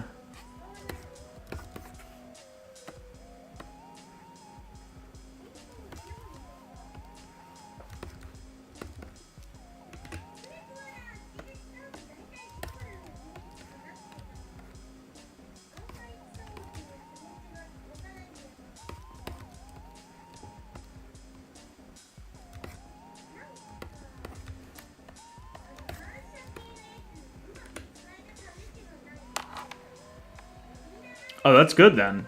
That's quick. Yeah, no, I mean that's freaking good. I was worried you were gonna say like 5 hours. That's freaking good, man.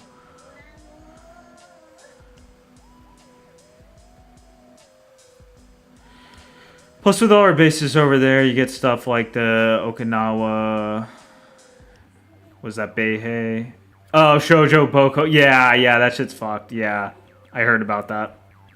I wonder how often shit like that happens. I mean, like, obviously Japan, because they have such a high standard for...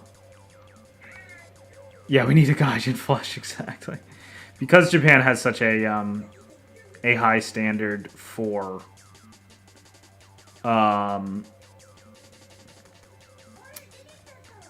you know... their society and shit. Like, obviously, like, every time you get, like, an incident like that, you're gonna, you're gonna hear about it. I wonder how often that shit happens, though. I mean, I could also see cases where maybe the, I mean, it is Okinawa. It's technically not, like... It's technically not, like... it's not, like, mainland Japan. I could see maybe that they, because there's technically like a degree, there's a degree of like Okinawan discrimination in Japan. Because they are technically, like different things. I could see maybe more of it happens than does actually get reported as much. But.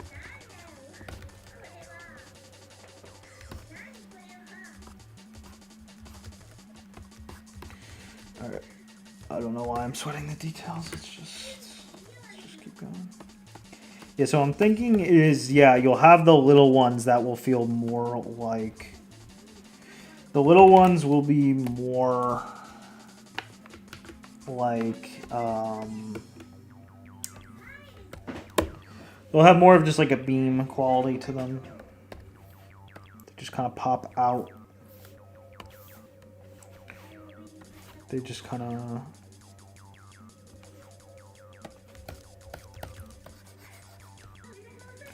but there still has to be a bit of a, like a counterclockwise motion to it.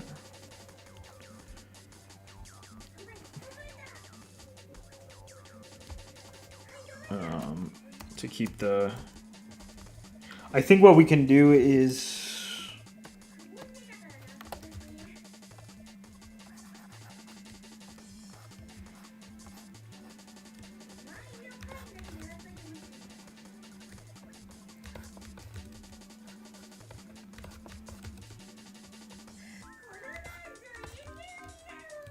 It's funny, Will, because I remember the last... I was telling you how there was another dude... There was another dude that was... He was actually he was like a DJT old head. He... Shit. No, don't do this. Shit. Actually, what I'll do is... he was a DJT old head. And I was helping him with some art stuff for like a year. When AI dropped, he lost, like, AI is in, like, you know, the more recent developments in AI. He lost all motivation to continue, and he totally dropped out. But you're already doing much better than he was. He didn't have a great knack for it. So I can't entirely blame him for stopping, because it is true that some people, it just doesn't really click, and like it's maybe for the best that they don't sink a lot of hours into a thing that just like is not clicking, but because you can get that. I mean, you do get that a lot, like especially with learners. You do get situations all the time where someone's learning for way less time. Someone's been practicing for way less time, but then they, you know, produce something much better than someone who's also learning. But yeah, where is Jamal? Where is Jamal? I was just talking about Jamal the other day. And how I miss him. Jamal was back when like I was streaming some of my first streams ever from like years back, Jamal would show up for. I was reading Sorceress Alive on stream, like throughout the night, and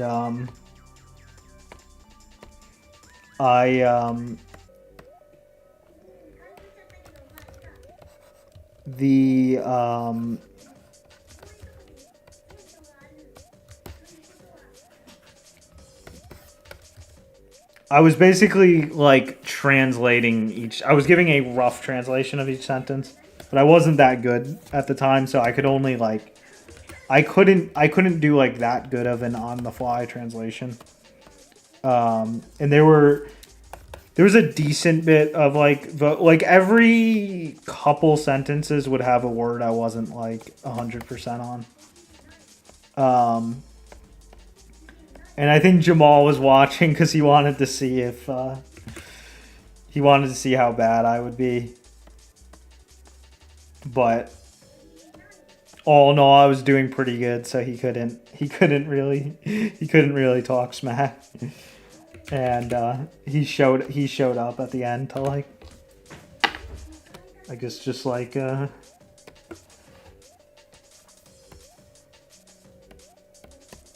be friendly. He was posting on the DJT thread while it was happening. They were like rating my ability. A lot of the people on that thread just like never get good. So the level I was at even at that time several years ago was better than most of the people on the thread, just because so many of them like don't get any good.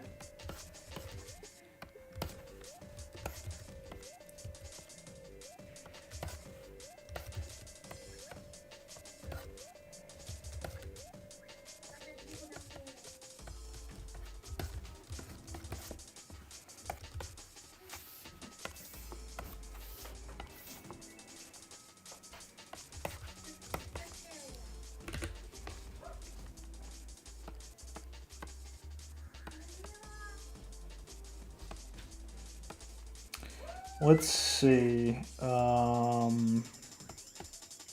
guess let's see what this looks like so far.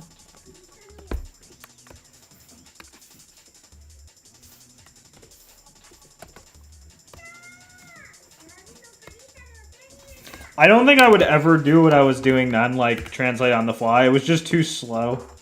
I do like the idea of like reading and like letting people know like what I'm reading. You know, even people who like don't know Japanese, but like it was definitely too slow. Like it took forever to get through the game, basically. Like, you have to read at, like, if you translate on the fly, you have to read at, like, basically, like, 3,000 emoji an hour, like, tops, which is just not good. Like, it's not, like, a viable way to get through again. Let's see. I think, yeah, I think this will be pretty cool.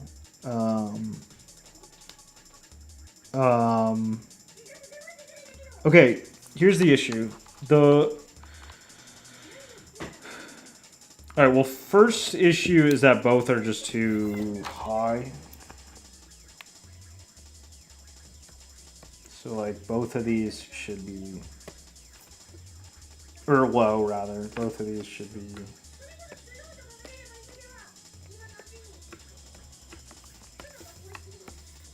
Whoa, what the... Oh, shit, yeah, I can't do that because of the black background. Fuck. Let's see.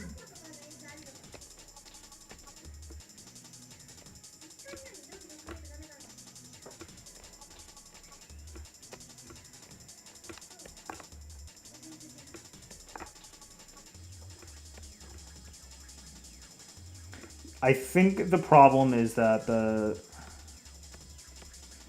I don't think we can have the particle be this big and have it still look natural. And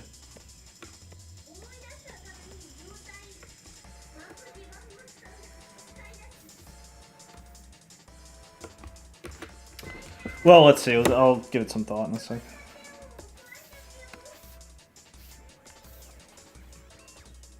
Oh, that reminds me. That reminds me. You know what? You know what I was unironically thinking about doing? Speaking of like translating shit, I've actually been unironically thinking about announcing that just because I feel like it would be like a funny thing to get a lot of. It's something I would like enjoy doing regardless. I know like obviously translating for free is such a meme and shit, and like it's not something you normally want to be doing, but because, you know, when it comes to any writer I respect a lot, any sick writer, I would translate any sick writer for free. I was thinking of, you know, because it's a big community and shit in the West and stuff, and it would possibly get me, it would possibly, oh, oops, I didn't change that one part. I was thinking of, I gotta change it because it's just bothering me. I was thinking of, how the fuck did this happen? How did I... Yeah, I was thinking of, oh,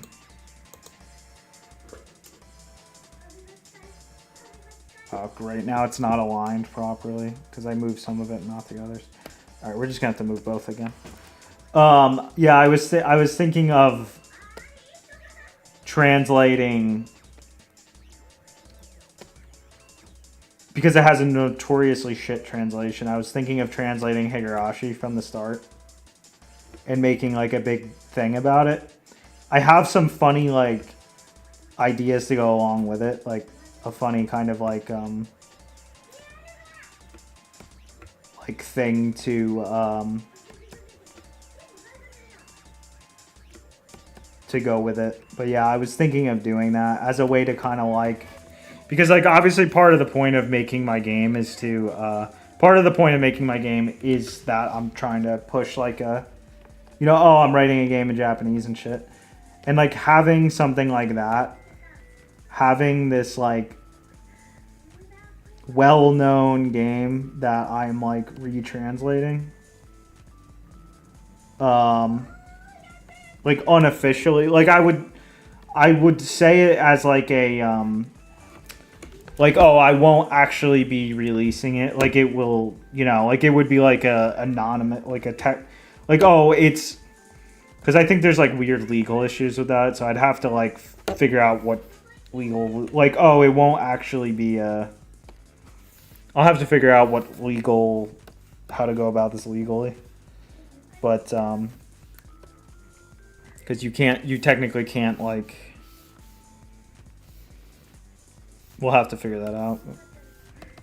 Anyway, I thought that might be a funny. I thought that might be a funny way to get like a, you know, get some dialogue going about like Japanese ability and like level of translation and stuff like that, because I one of the things I want to talk about, like one of the things I want to use this project for is bringing attention to how shit translations are, because it's like a really important topic. Okay, I don't know why it's going up like that at the end, but whatever. In general,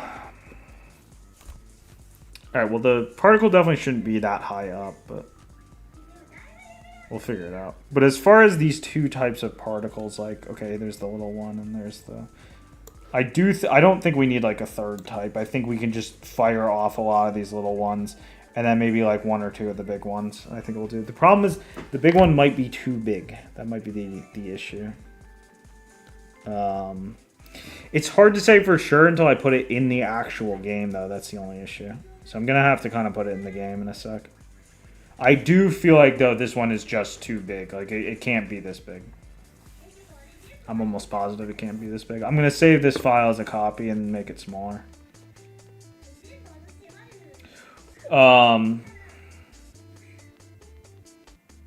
Yeah. Let's do that.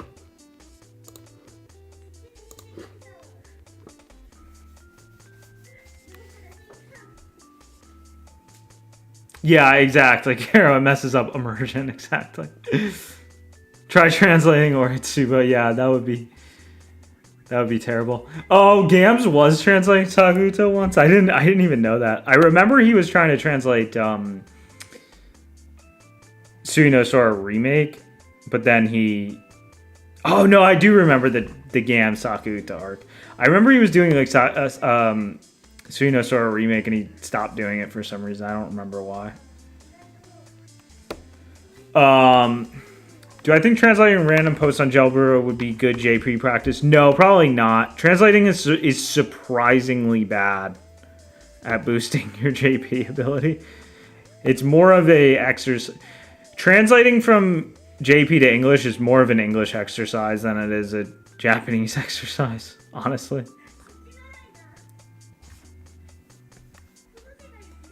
Because I mistakenly... oh, yeah.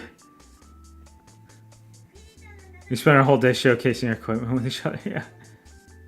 Yes, exactly. Translating gets you better at translating. The current state of translation makes me... yeah. Yeah, they're terrible. Translations are terrible. Fan translations were really never that good ever, say EXP, but what they were is they were at least honest. Like, they didn't have, like, hidden agendas. Even though they were usually never very good. Translations have just never been very good. You know, they just really have never been good. It's definitely clicking, Will. You're doing good. Trust me. I'm not just saying that. Is there an archive of ancient streams? Oh, ancient Howard streams? Yeah, there is. I don't know where it is, though. Someone put it on, like, BitChute or something. Or maybe archive.org. I don't know. I think, yeah. I don't know if I necessarily want people watching them, but they are out there. And if you can find them, then you've earned the right to watch them. Japanese input has been abysmal. Oh, because it's too busy with school. I recommend Fumo. I recommend trying to get... Try to get just in the habit of having audio at all times. Like, get some audiobooks. Put them in your ears at all times. Like, I always have JP audio at all times. Oh, shit. I forgot I got it. I always have... I always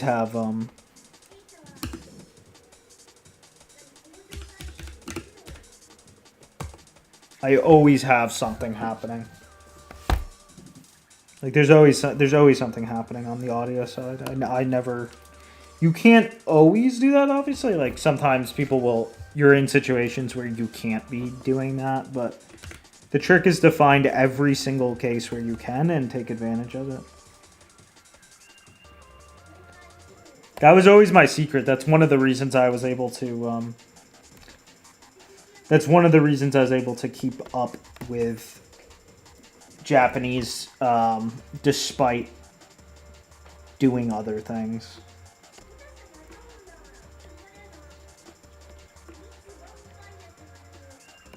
You know, that and like Anki, if you can just slip in like, 5 to 15 minutes of Anki, you can always do that as well.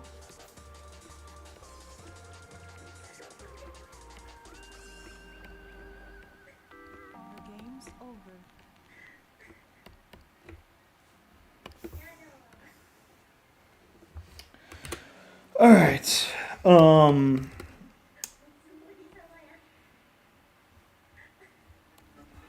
right, so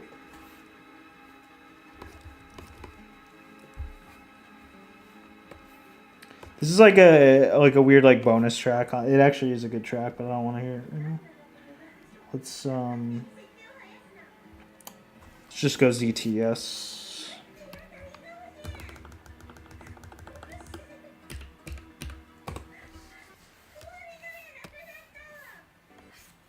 Hopefully it's not too loud. The only problem with these are that there's a bit of an irregular volume to them.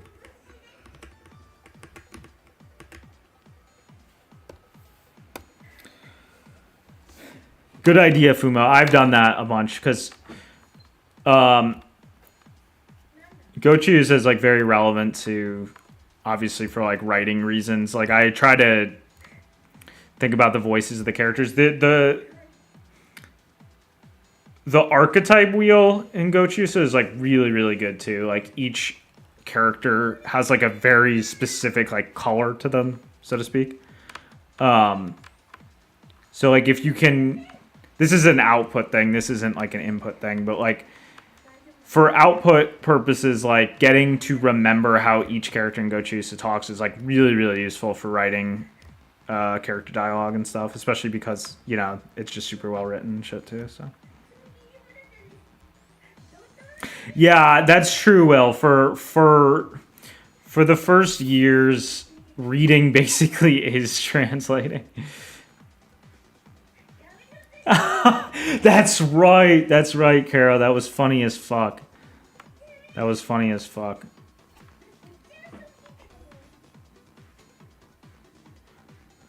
Using a nature sketchbook now, and someone else I showed the drawing says that the paper texture causes them.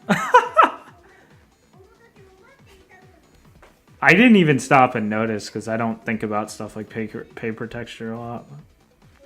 Let me take a look. Yeah, I don't know. I'm not like a sketchbook tard, so I don't have like a major opinion on. I don't have a major opinion on that. I'm studying foreign language in school, and it gets way easier when you stop thinking in English and translate in your mind. Yeah, true. I never forced that to happen. It just happened naturally. I never, like, some people swear by like making a conscious effort to stop. Like, oh, stop thinking in English when like I never cared. I actually like when my mind translates, but I don't have to do it. I do not have to translate in my head, but I do opt to a lot because I like to keep them in sync. Like, especially when I hear something in Japanese that I really like, I will, sometimes I'll like rapidly try a few different translations of it to see like which ones feel good and stuff. And it's just a really natural process, and it's like I said, it's more of like a writing thing. It's not relevant for learning like actual understanding. But for being a writer, I think it helps a lot to like try out different both. I go both ways. Like if I'm thinking of something in English, I'll put it into Japanese a decent bit, and vice versa. I like to keep them. I like to keep a synchronization between them as much as I can. But yeah, that's more of like an output thing. When it comes to input, you will just naturally hit a point where you just don't have to translate the stuff because it just sounds natural to you. Some people swear by making an effort to stop, though. I never cared. It was always just a non-issue for me. Yeah, there's definitely a big boundary between beginner and intermediate for sure, for sure. Which is also why I say just like don't. Whoa, what the fuck is? What is this? Which is also why I say just like don't sweat it a lot because, if there's one activity where time really does, like constant exposure with time really will just always reward you, it's obviously language. Because as Katz once said, the difference between languages and other skills is that languages were specifically designed so that everyone can do them.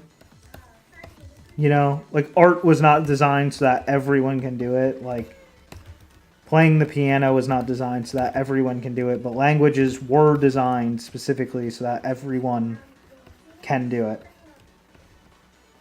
Maybe not necessarily at a very advanced level, but at least at, you know, at least at some level. So that's why time just always is, you know, just more time spent hearing it, more time spent reading it will always, that will never betray you. Time will never betray you when it comes to language. There's no such thing as a person that can't learn given enough exposure.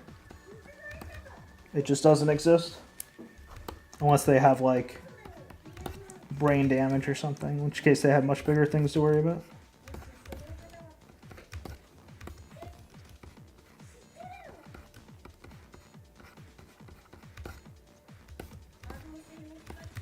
I don't even know what the shape. I don't know why I even care about what the shape, because the shape doesn't matter. This whole thing's getting cleaned up later.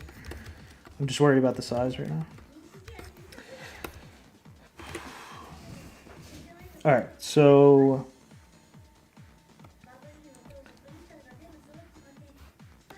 the goal is for it to still be bigger, but to not be too big. So I think we'll just take. I think we'll take one thing of pixels off.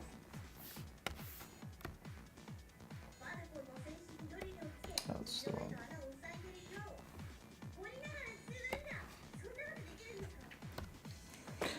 How's the Gams with versus Korea saga going? I haven't really seen like updates on it lately. I know he like made it back to Japan, right?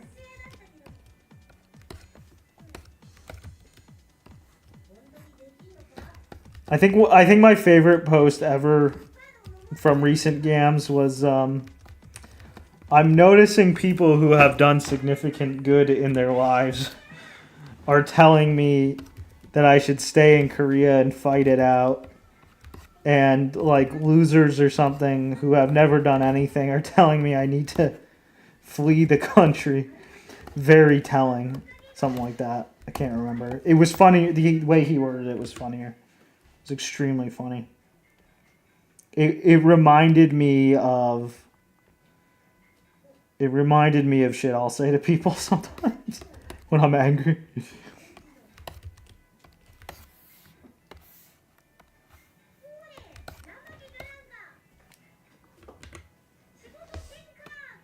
Okay, wait. This one I guess can stay this size. I guess. No, I mean it should probably be a little bit smaller.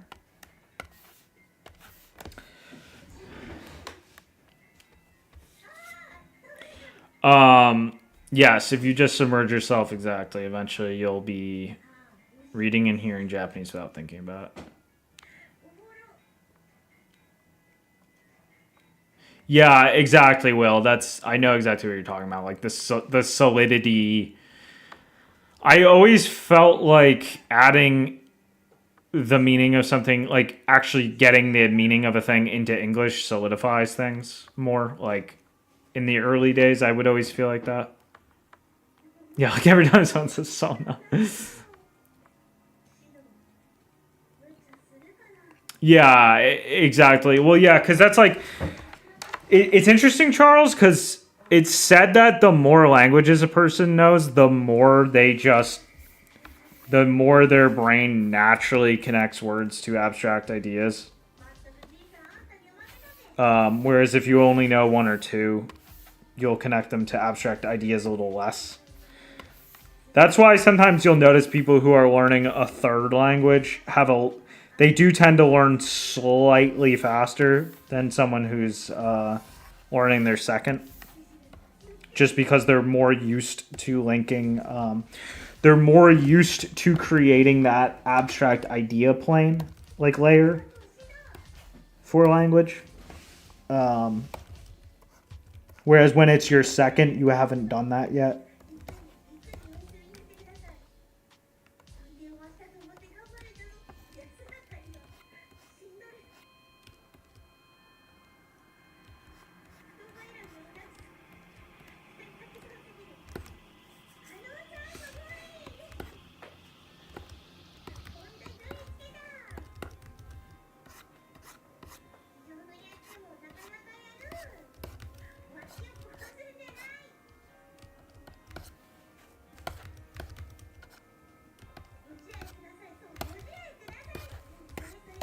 Oh, come on. Well, whatever. I'm not, like I said, I'm not going to worry about the shape. Shape's not important. Shape is not important right now. I'm just worried about how to modify the size right now. As far as the size of when it gets like big like that, I guess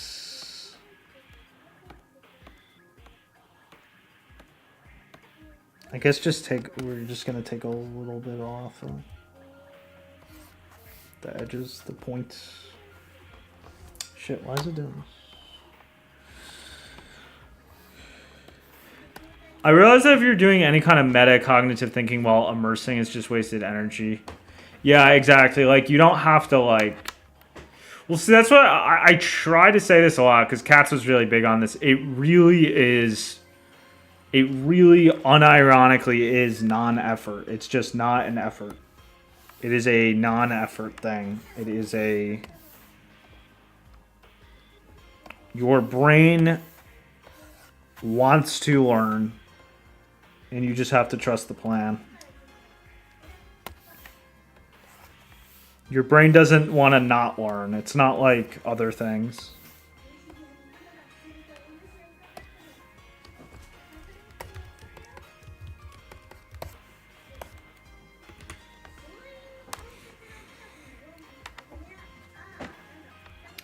Once you start replying in Japanese in your mind or start thinking in Japanese, yes. For some people that never happens though. For me, that only happened once I started getting serious about outputting.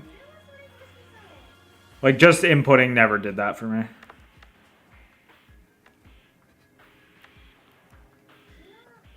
I haven't touched JP since VideoCon, yeah. I was thinking about making some more videos about JP a little bit at some point. Because I do, like I said, a big part of this project, I mean, I kind of forgot just because there's so many aspects to this project, but a aspect of this project is supposed to be to get, you know, to spread awareness of JP-ness. It's a average tray thing. Average tray joke, JP-ness. Of, like, you know, yeah. Japanese learning and how translations suck ass and just shit like that. So it is a thing I should, you know, make a little content on. I definitely like the idea of, like, retranslating Higurashi.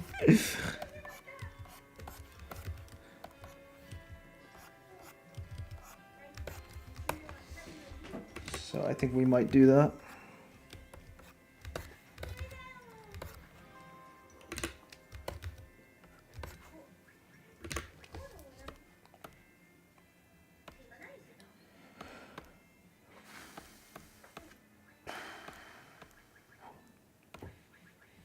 Why the fuck did this go all the way up here? Why is it? Oh, because it didn't move down. I didn't move it down with it. Why the fuck did I?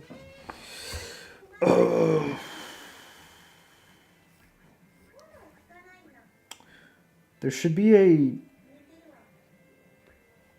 Oh god, this is annoying.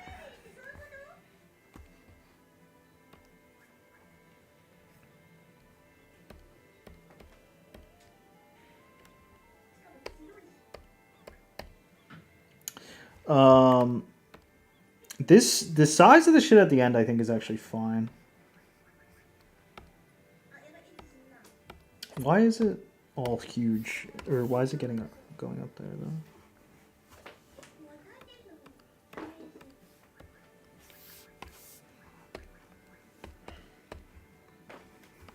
Alright, first of all, close that.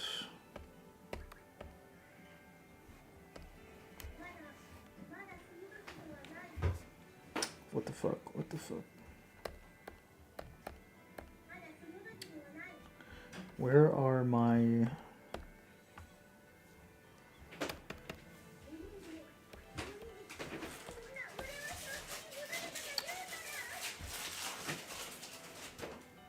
I don't understand what's...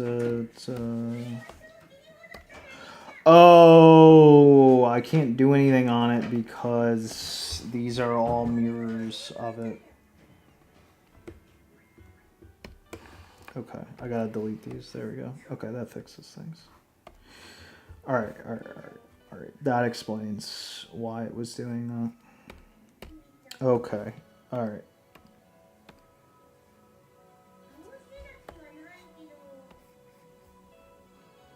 Okay.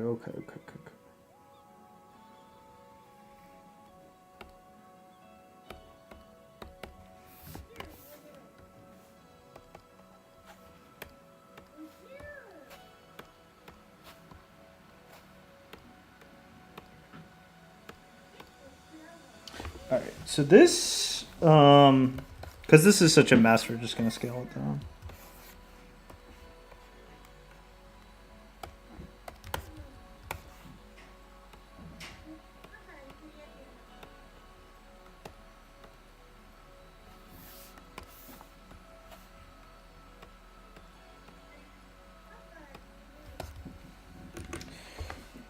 Okay. No, I heard that I heard that there's all this ongoing drama, Caro, but I didn't actually see the vids. I can't even keep track of the drama. I know Kanji Eater is gonna interview him soon. And I guess like when Kanji Eater does the interview, I'll catch up with the drama, I guess. Is it still just the same ongoing drama, like from the past, like with the whole leaked, the thing where he exposes his supervillain plot and Anal Cream Anal Cream is obsessed with bringing him down. Anal Cream from DJT.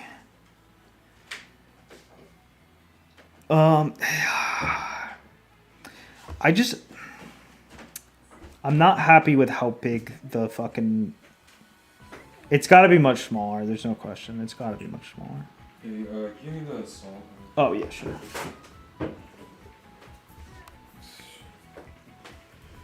Yeah, there's no question. It has to just be a lot smaller.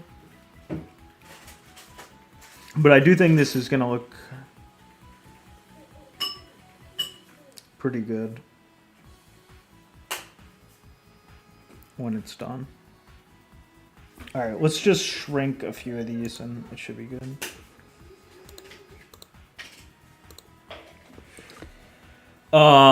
The Chinese written language was actually designed just for the upper crust of society. Yeah. That's funny as hell. It's ironic because the way Japan ended up using it is like Japan's use of kanji makes literacy easier to achieve for the average person because it's like pictographic in nature. It's much easier than memorizing a bunch of arbitrarily spelled words like English. But like in China, it's a clusterfuck. Like they have to memorize like a million friggin' different things. That's why Chinese handwriting always sucks too, whereas Japanese handwriting is always nice because in Japan there's only like, you know, they carefully introduce each kanji to them, whereas in China they just have to know like 5,000 out of the gate. Yeah, true. Well, it's the same. It's the same as spelling. Will, it's the same as like spelling in America. Like, I don't. There's not a single day where I type a word that I don't remember. That I don't. I mean, I'm particularly not good at spelling, but I never have a day where there's not at least 2 words I don't remember how to spell. It's the same thing with Japan. Like they just forget shit. But all in all, it's a much easier reading system than I guess like any other reading system except for phonetic ones. But the problem with phonetic reading is that you can't they're not expressive. Like if your language is phonetic like Spanish or something, yeah, that's great, you always know what it sounds like, but how are you expressing ideas in that? Like, it's just a transcription of sound now. You can't actually express ideas, so it's inherently unsophisticated, and it's going to be harder to read in the long run.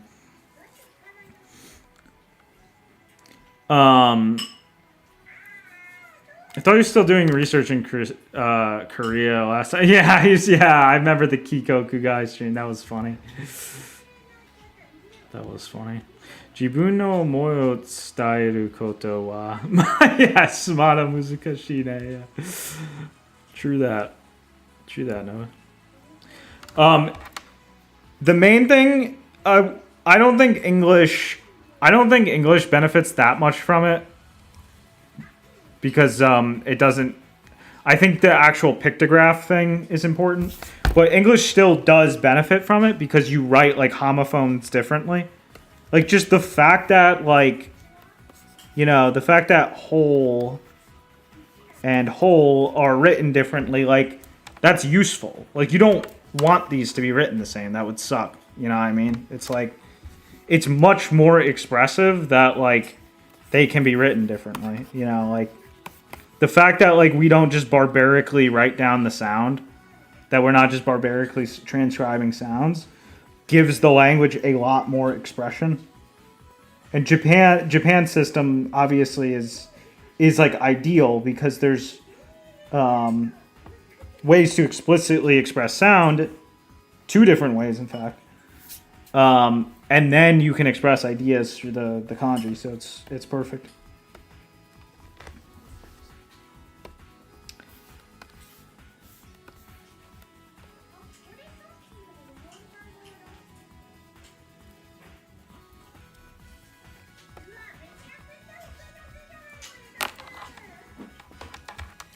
Yeah, it's just like if it's homophones, you just simply, or not homophones. If it's phonetic, you can't. It's just like you can't get an idea. You can't write down something that contains an idea independent of sound. You can no longer convey ideas independently of sound, which is just a real, like, that's just like a shit limitation to have on a language. I mean, maybe there's ways it can do that. I don't know. I don't know anything about other languages because I'm like I'm probably one of the single most language disinterested people in proportion to how much I actually care about my second language. Yeah, from California, can confirm no one knows how to read it, right? Yeah. I wonder what the deal is with Korean then, since I imagine they can have yeah. Well, that's the thing about Korea is they used to use kanji and stuff, but then the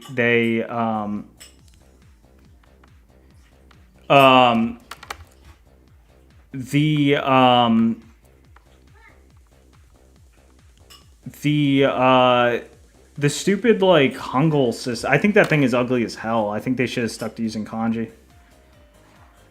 Yeah, they memory hold the kanji exactly. Yeah, yeah. No, English sucks. I mean, English is shit compared to Japanese. Like it's like I said, it's better than the fact that it's like at least you're getting something. At least there's some kind of idea there. Like I'd rather convey word origin.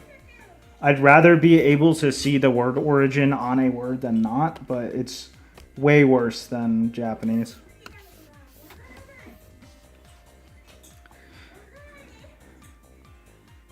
Oh, Hangul plus kanji, interesting. Yeah, I hear some places do still use it, I guess. I think I remember hearing that some places are still using it.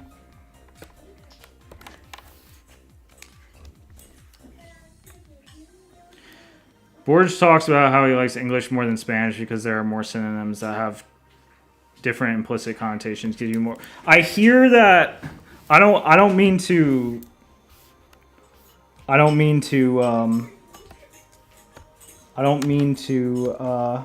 Make assumptions, but like everything I've heard about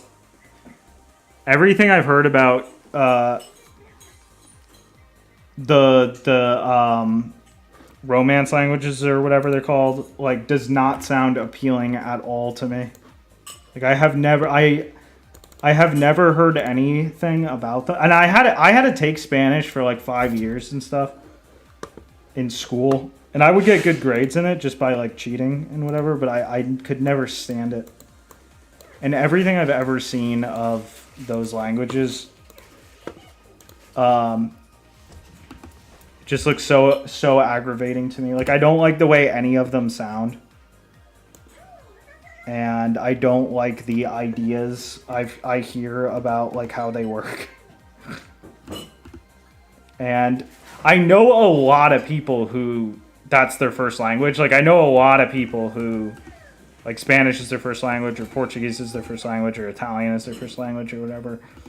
And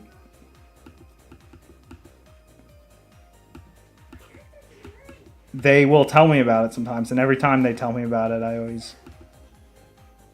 I typically have some kind of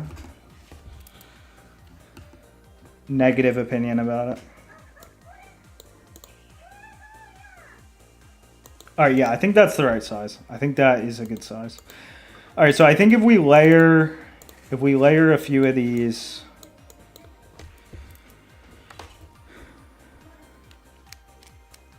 speak Slovak. What is that? Elnu, it's because you can detach. It's just think about kanji. It's just like think about what kanji add to Japanese. Think about how shit Japanese would be without kanji. Think about how obsessed Japanese people are with kanji, how expressive they are. Like in like Chuni shit, for example. In Chuni shit, you can write like these made up like 4 kanji things. And like you can just slap on any sound you want to them because the kanji already convey the meaning and stuff.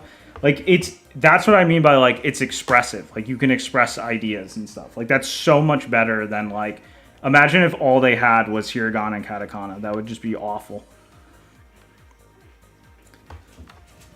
Yeah, I'm just saying that the way English works is a consolation prize. It's like, okay, it's at least conveying something. It's at least something more than just sound. It's at least like a little bit.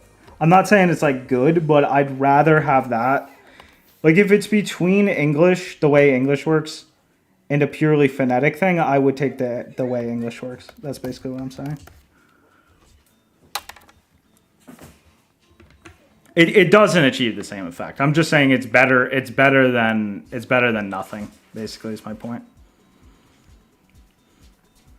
It's better than nothing.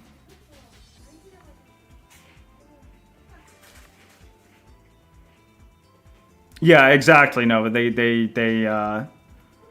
they complement each other. It's just the best system.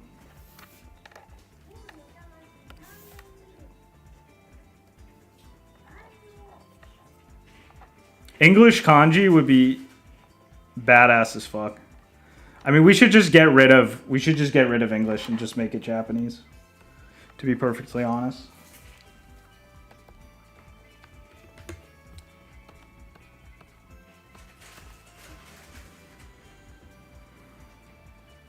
A Japanese dude taught you Spanish in high school. That's insane.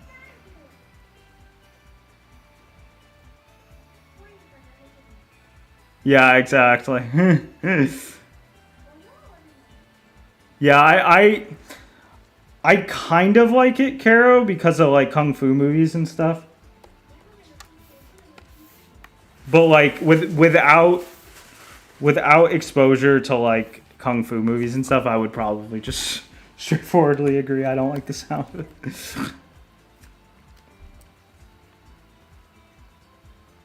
To a runic alphabet.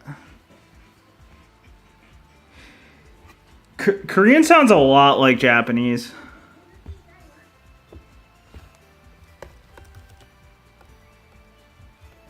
In fact, like when I hear Korean, I often think I'm hearing Japanese for a second.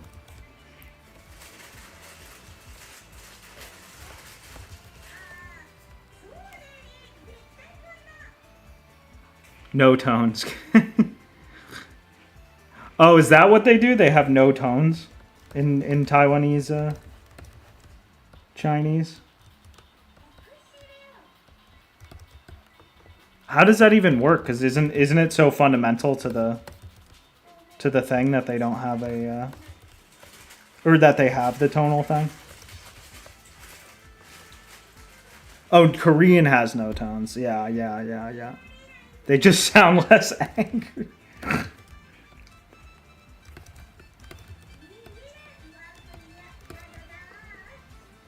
actually love the sound of spoken Chinese. Yeah, no, that's what I was saying. Like, I kind of do like, I kind of fuck with it. Because it's like... Yeah, I'm actually a big fan of those. It has a, it just has like a... It has a, I don't even know. I don't know how I would describe it. There's like an intensity to it. I don't know.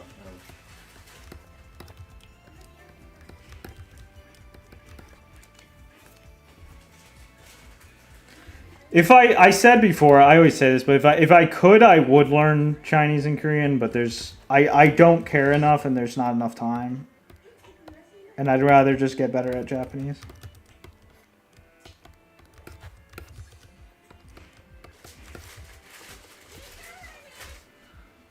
Who said no? It's a cute girl though. Do you want? Yeah. Well, see, that's the thing, Will. I've seen some pretty impressive feats at making Chinese sound kind of cute. Like they clearly are like cooking something there. I don't know if they've like mastered the art of doing so yet, but like they're definitely like they definitely got something going. There's like some kind of they definitely got some kind of aesthetic going.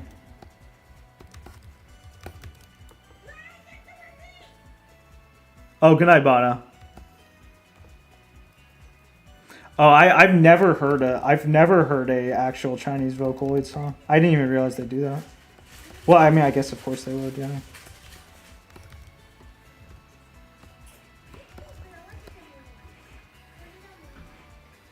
Yeah, that's what I heard, Taro. It has no grammar. It's just like a it's just like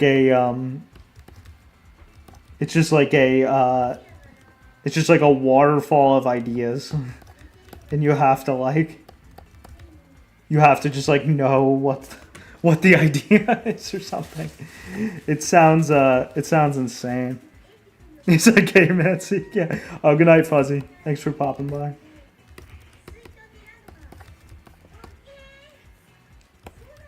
Yeah, it's just like insane. I've heard crazy shit about how it works. I can't imagine even attempting to learn it.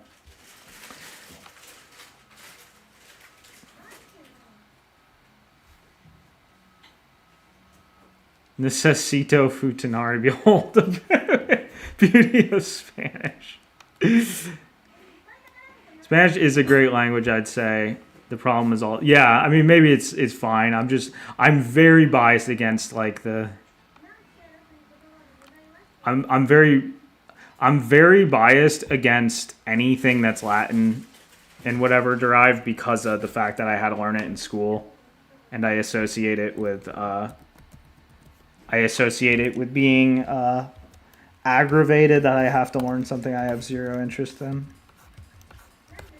But I'm sure it's fine.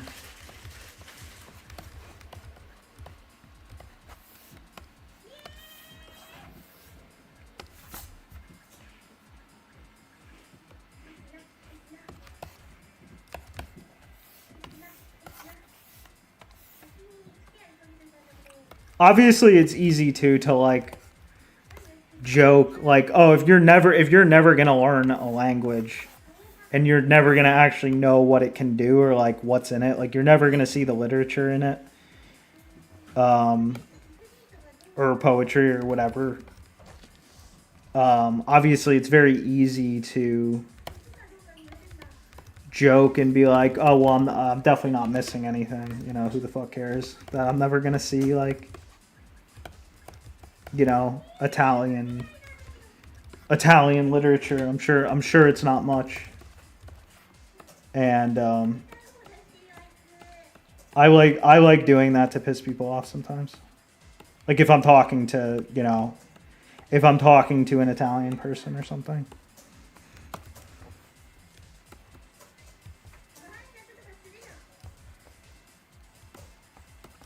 Cause some of them get like mad prideful. Some of them get mad prideful about their thing because it's like obviously because the country's like smaller and all the European countries are connected, so like they have more of a competitive mindset towards their stuff like their language than like Americans are used to having, obviously.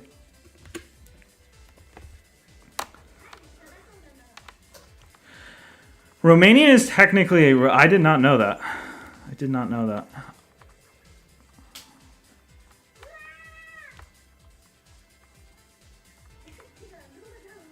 I read some blog by a guy who regrets learning Chugokugo because that's crazy. He regrets learning it. Oh, yeah, you have a notable amount of people who can read Chinese but don't speak it. That's insane. I read some blog by a guy who regrets learning Chugokugo at his work arranging supply chain. He has to constantly deal with their shenanigans. Oh, because he has to deal. Yeah, I heard that managing Chinese people can be brutal because the culture is because they come from like a how would you call it, like a they just come from like a brutal every man for himself type culture. So it's like mad difficult to organize them a lot of the time. Yeah, exactly. You're usually just going to deal with English speaking ones, exactly.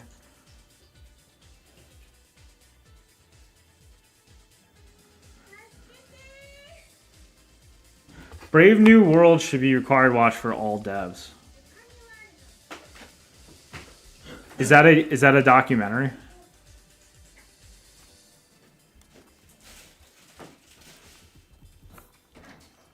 Yes, that's true. That's true, Charles. Yeah, that's very true.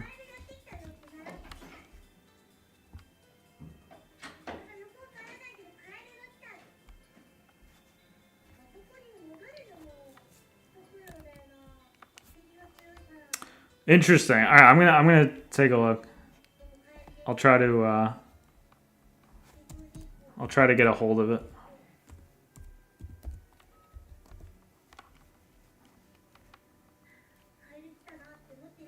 How do I find this? Is this recent? Oh, okay, I found it.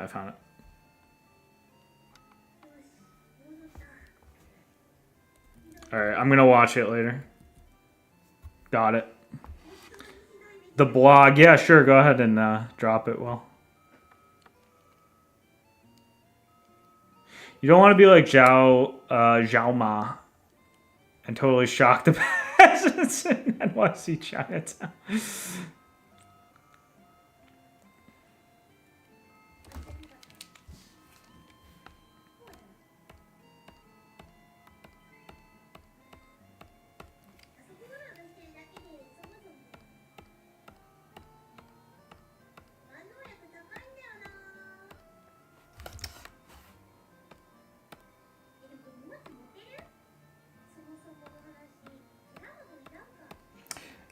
One of the weirdest things ever is like the YouTuber Jimothy Cool, the PokeTuber.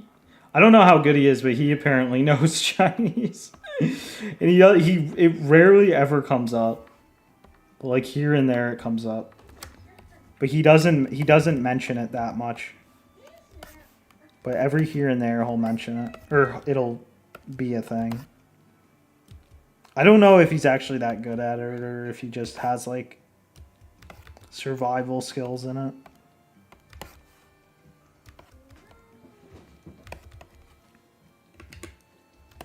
I think his wife is Chinese and that's why he knows it. I don't know if he knows it because his wife is Chinese or if his wife is Chinese because he knows it.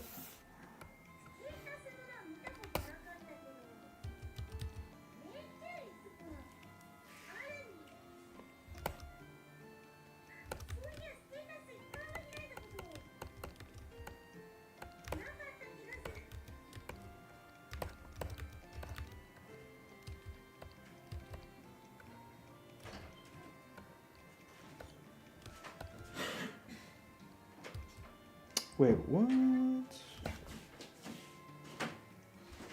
Oh, I see. This one Halo effort poster I like said that Bungie were honorary Japan. Their marathon games were a big inspiration on Citadel. Oh, interesting. What is marathon? I've never heard about this. I don't know anything about Bungie other than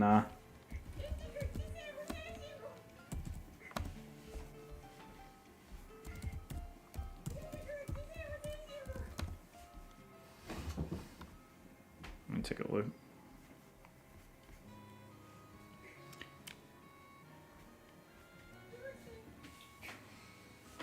Okay, so they did start. Oh, Marathon was their 90s games. I see. Interesting. Oh, interesting. I've never heard of this shit. Let me take a look at what it looks like.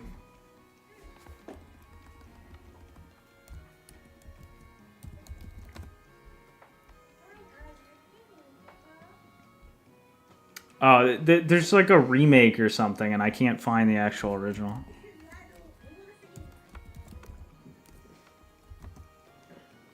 Okay, here we go. Oh yeah, so it's like it's just like a classic like Doom-like type thing. That's crazy. I've never even heard of this. That's insane.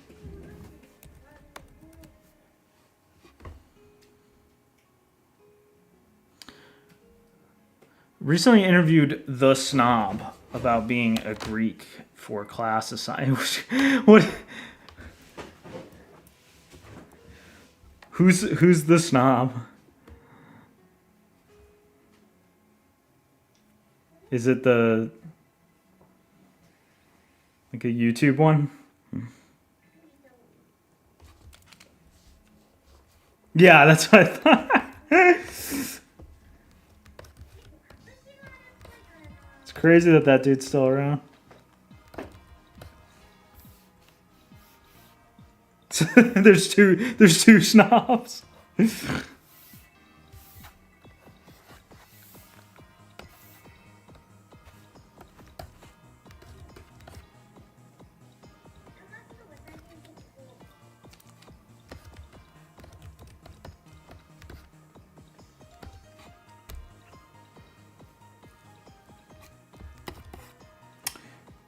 I'm trying to figure out what the fuck happened here, because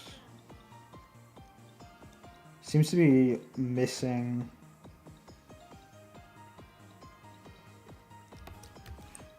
feels like a paradox. Like, why is it... Oh, I see, because it's missing one on that side. Okay. I see.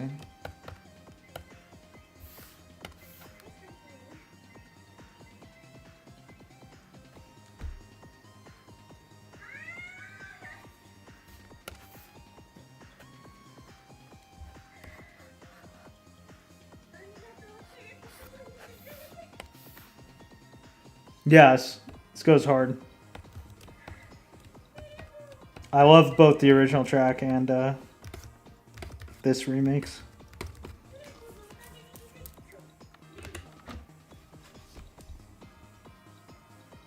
Trying to find JP info about Dante's Inferno.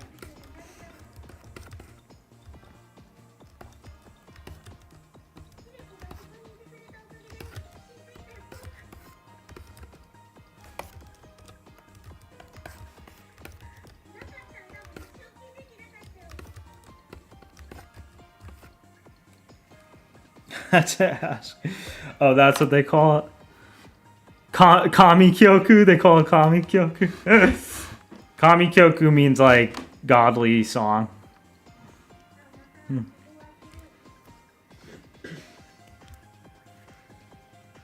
It's probably pronounced Shin Kyoku, if I had to guess.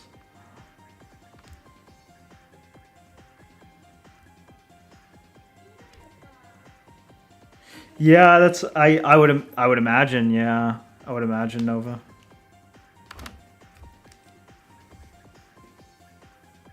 There's some info that they have in their games that's even difficult to find in English. Oh, wild. Well, what's interesting is because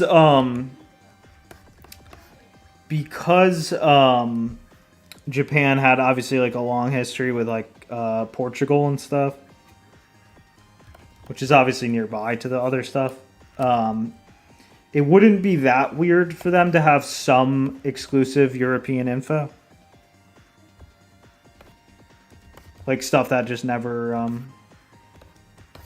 you know, stuff that just never made the...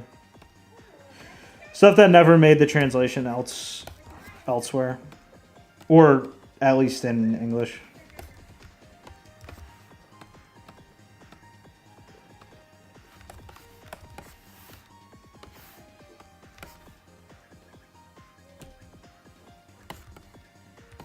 Yeah, interesting. Yeah. Yeah, that's why I knew it wouldn't actually be Kami Kyoku, but Kami Kyoku written that way and said that way is the slang for like a godly song. That's what they call them, and that's how they write it.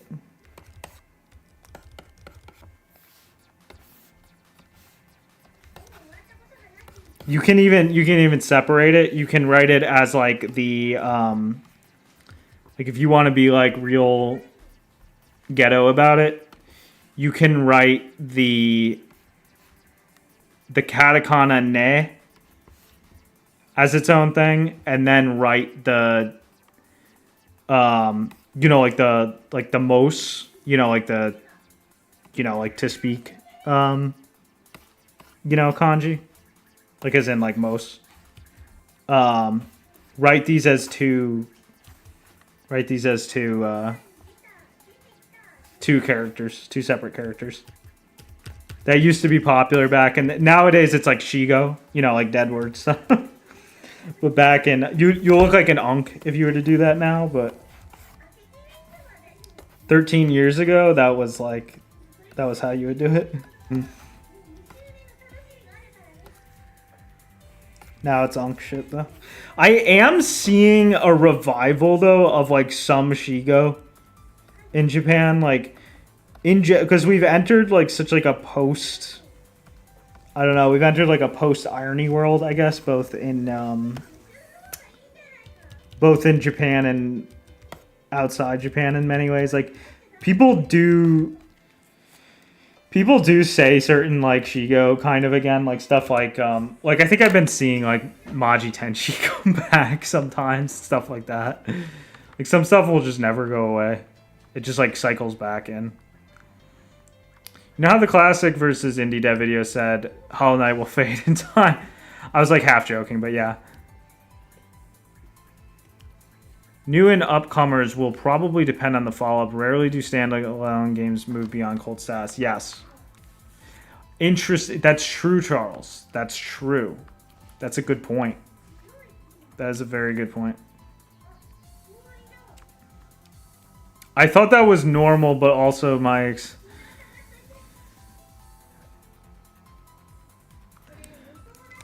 exposure for watching old, yeah, Fumo, yeah.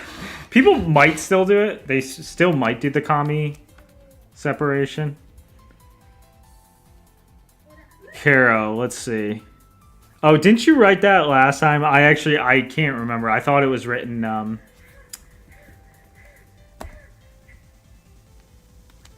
Sakaki, yeah, that's right. You tested me on this last time, and I couldn't read it. So many characters have this name, though. I feel kind of stupid not being able to read it. And you explained the meme. What was the meme quality of the kanji again?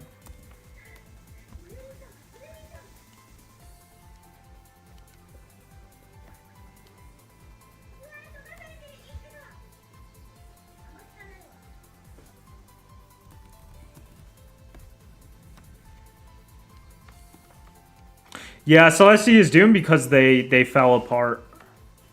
Yeah, that's who I think of first, Unim as well. Yeah. That is who I think of as well. Yeah, because their whole team fell apart, right? Because they were working on new stuff, but it's so difficult for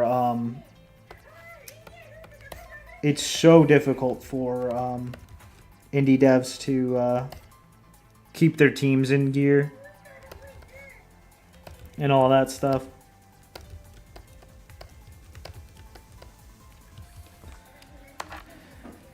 Mublove, she was my fave. More to do with her arc. Yeah, I like her a lot. She was one of the few where doing her route made me like her more. But I think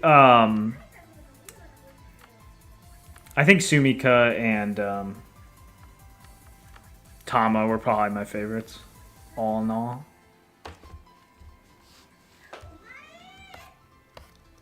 I do like Maya a lot, though, especially by the end. She's very easy to like, I think.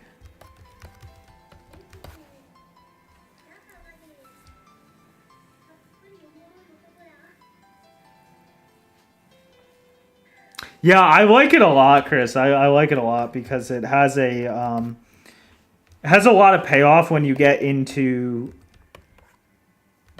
Like, it has a lot of payoff once you get into Unlimited and stuff. Obviously, because it parallels. Obviously, because it parallels the arc where she has to, shoot down the thing, the bomb thing or whatever. So it's just a really nice compliment.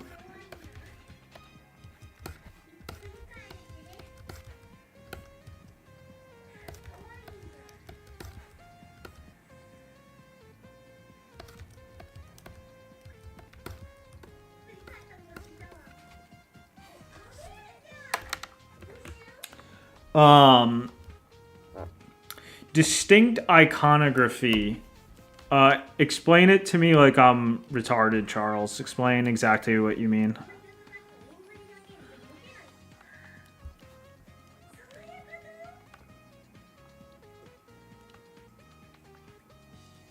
Marathon is keyed. Infinity is legitimate. Is Infinity their other game? I didn't even realize that they had. I didn't realize that they had old school games. I would definitely check those out at some point.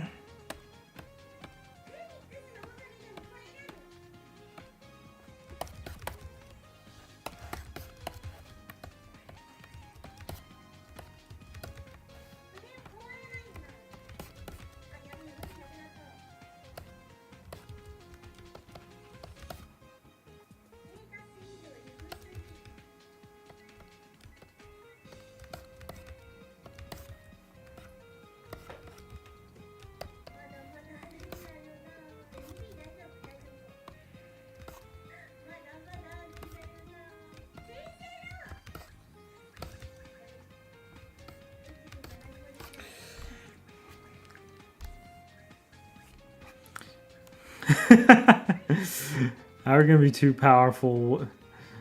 Woe to latex.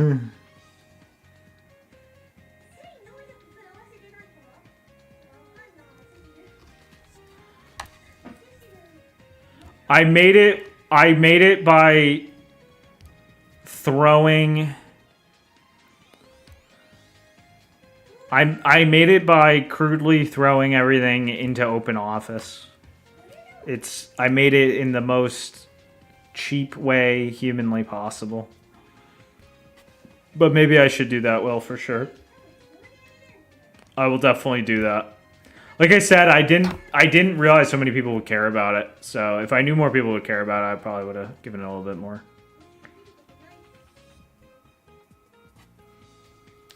Yeah, exactly, Chris. It deals with an internal... Yeah, exactly. All right, I'll check it out then, yeah.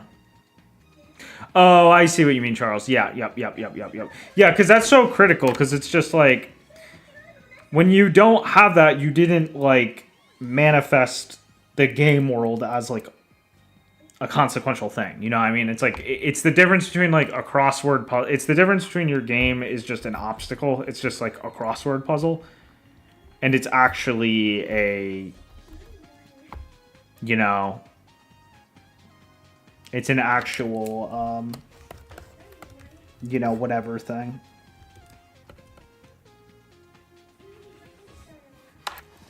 Carol, I don't give a fuck. Halo is peak multiplayer. I'm not gonna lie. I can't play FPSs post like year 2000 or whatever because I don't like the modernized. I don't like the modernized like control scheme thing that became standard from like Halo onward. Like, I like the old school, like, weirder, clunkier ways FPSs were. Like, I bought Halo when it came out, and I played it for, like, an hour, and I just didn't... I was, like, the only one in the world, but I just didn't like it. Because I didn't like what happened to the controls. I didn't like, also, that the campaign was cinematic. Like, I like when FPSs throw you in a big fucking surreal maze and you're just running around. Like, I didn't like that it was trying to do cinema in the campaign and stuff. Like, that's just not my thing at all. So I stopped playing, like, almost immediately. Even though all my friends were playing it. I would play it multiplayer with friends sometimes, and that was pretty fun. But it wasn't that fun because they would have so many more hours in the game than me. So they would just beat me, and it was not that fun. I have not played Deus Ex. I played Human Revolution. I did not play the original, though. I didn't play all of Human Revolution. But it was a really cool game. I liked everything about it. And the original looks really cool, too. I don't know if I'll ever get a chance to actually, like, properly play them, though, because it's just not, like... It's not the type of thing I can see myself spending that much time on, but they are very cool, though. Alright, I think we should... Let's see.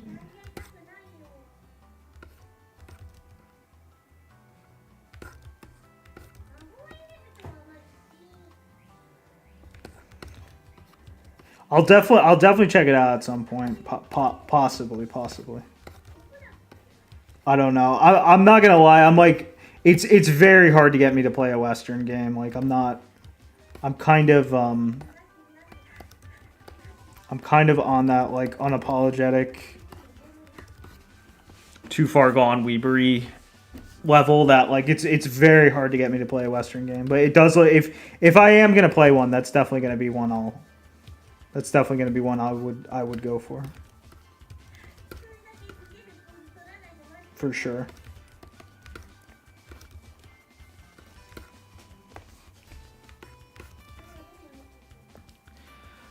Fear, and it played better than... Yeah, I've seen Fear gameplay. It looks super fucking cool. The way they got the... I don't know what the fuck I'm doing with this thing. The way they got the bullet effects to work and like the way. Okay, I see. The way they got the like the particles and the way the environment responds to the shooting and shit is super impressive. It's funny because it's one of those things. This happens all the time. This is just so common in the industry, and this is why it's such a joke of an industry. But there's so many times where someone will push something, and you think, oh, of course this is going to be like the standard people are going to build off of now, right? And it's just a one-off, and the industry just doesn't. It just doesn't advance off of that. Happens all the fucking time.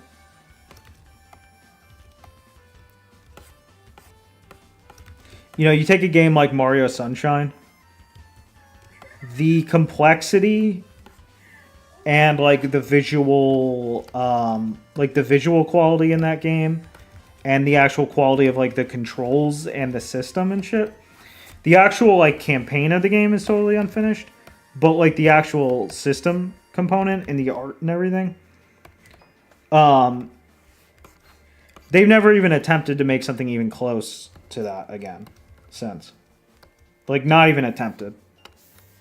It just happens all the time. It's just such a joke of an industry.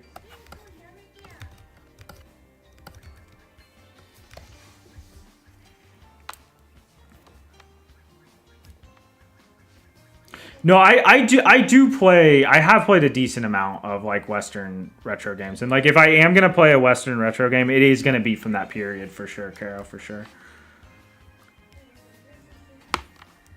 I just like can't. I just can't promise I would actually play something like any given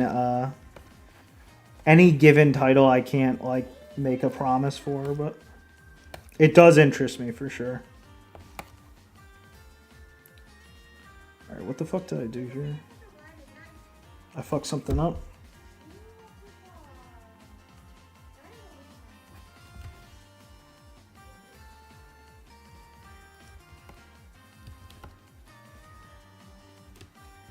Oh, I see. Okay.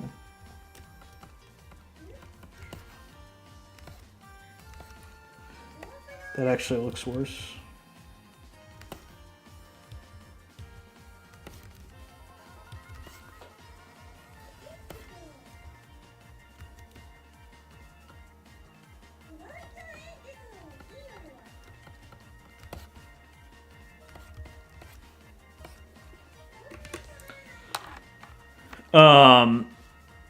You could blow off chunks in the wall or pillar. Yeah, yep. I've seen all that shit. It looks really, really cool.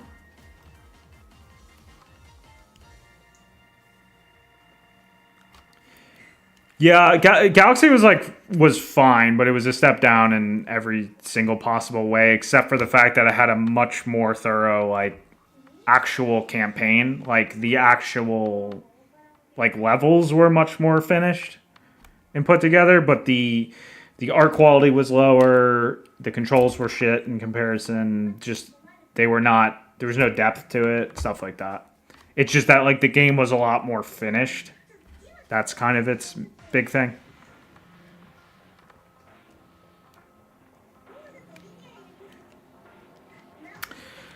Tetrachromy.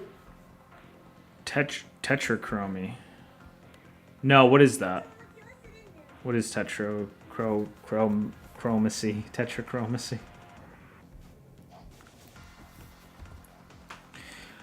Oh, that's right. That's right. Where you can see the extra color shit. I've heard this thing is kind of a nothing burger. I've heard it effectively amounts to you can see colors that basically amount to just like it feels like a brighter blue or just feels like a darker red or something. I've heard it's kind of nothing burger. And as a result, it's probably not something you want because it probably doesn't make you actually better at anything. Yeah, no. Yeah, I'll definitely, yeah. I will definitely give... give those a look at some point.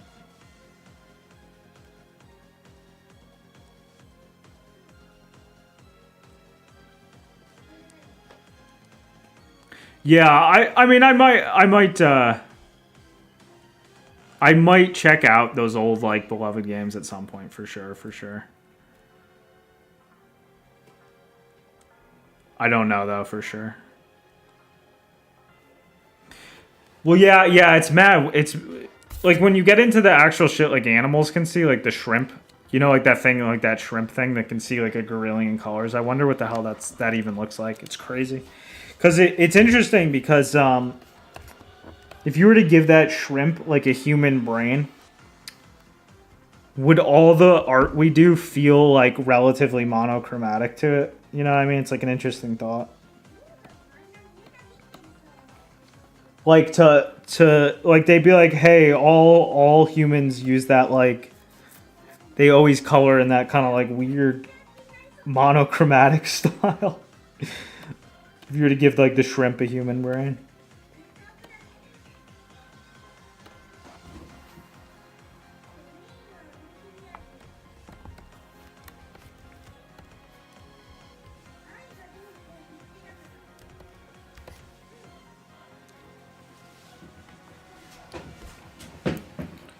There's a spiritual successor called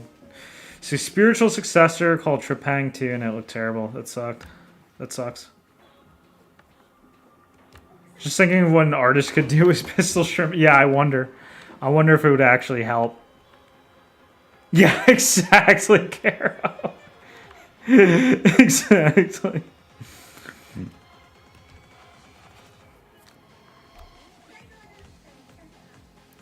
Well, it would have more responsibilities for balance. I think the way it works, Will, is that I think colors that are organized in higher complexity always look natural, reverting them to a lower complexity. Because if you think about it, like if you grayscale a color picture while taking into account its inherent value, it will still look good, but it won't look optimized for grayscale. So it still looks like put together, but it just doesn't look like it's taking into account its medium entirely. So I feel like maybe that would happen, like it would feel like if we were to see it, it would feel like it would feel fine, but it would feel like it's missing a little bit of it would feel like its contrast is maybe not quite articulate enough. I don't know. Tell me a shrimp made this art.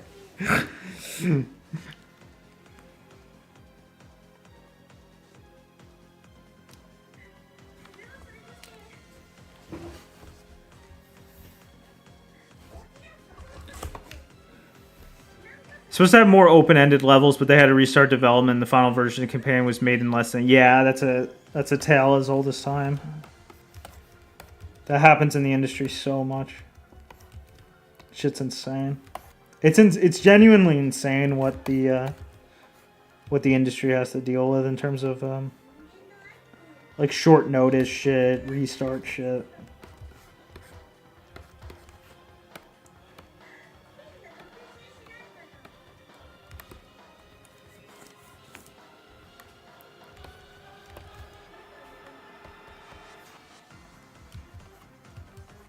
Well, see, that's the thing anyway. It's like it's not like short notice always, short notice and like that's the thing about the fucking game industry is that like conventional polish doesn't always produce like time, and what is known as conventional polish doesn't always produce a better product.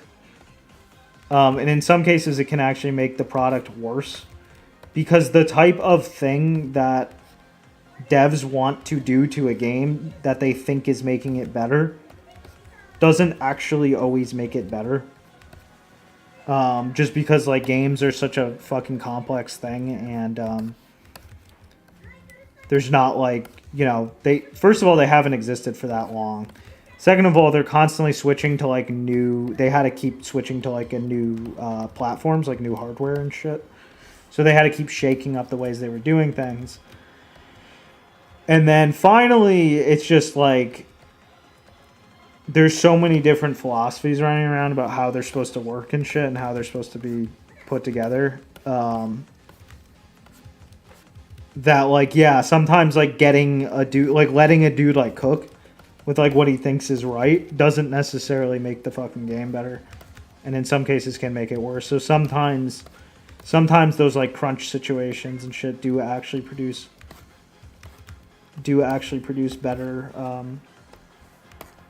better results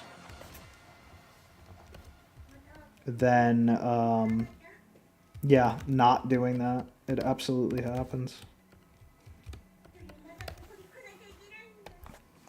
Alright, I'm trying to think here. I like this side, so I'm gonna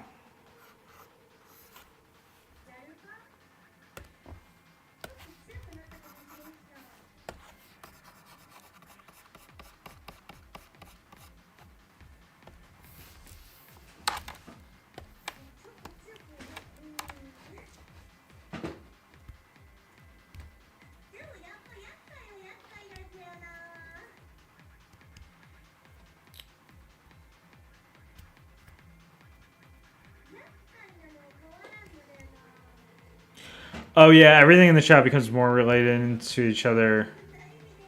They would be in color and the directors work with that accordingly. In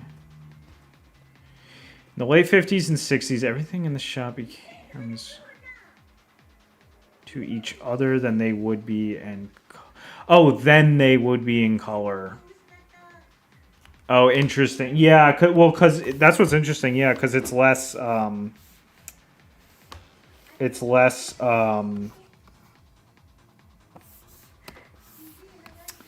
less space to it's less like idea space basically, because like shit that might separate from each other through color coding wouldn't be able to as much.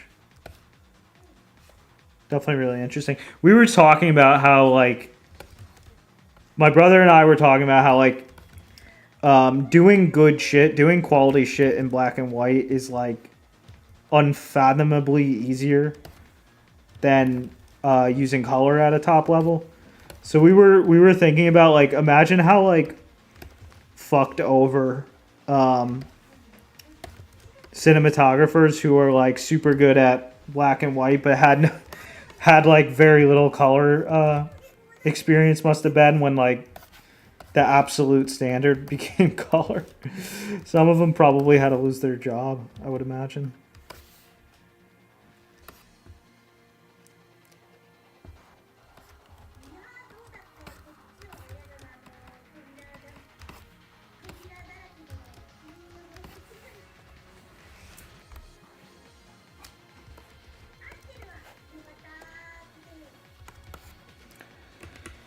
Okay.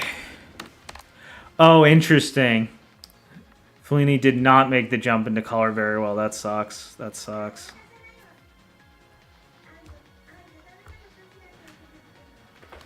Co-op with a buddy on Legendary. I have seen some... I think I've seen some speedruns of that. The speedrun probably looks totally different than what it looks like on casual. Do I have a favorite actor? I feel like I do, but I don't. I feel like I have like a meme answer, but I honestly can't. Jack Nicholson. I think of Joker quotes because my brother quotes that shit constantly.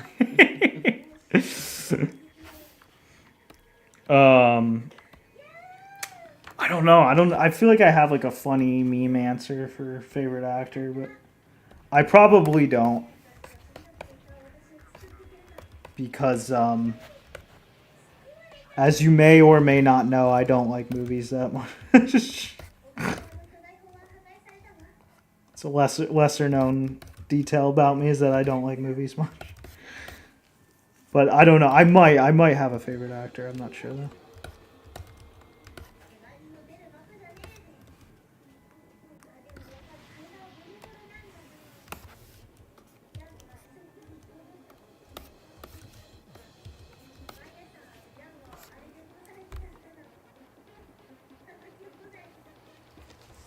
Nick Cage. I have seen them. I've seen them enough to be familiar. I can say for sure neither one of them is my favorite. But meme answer would be Segata Sanshiro. Yeah, he's pretty. Yeah, Mel Gibson. Yeah. Oh yeah, yeah. Yeah, he's a contender for sure. Yeah, beat Takashi. Yeah, he's awesome. He's got a ton of charisma. He's epic as hell. I always enjoy seeing him. He's definitely a contender for favorite actor. Adam Sandler, yeah, exactly.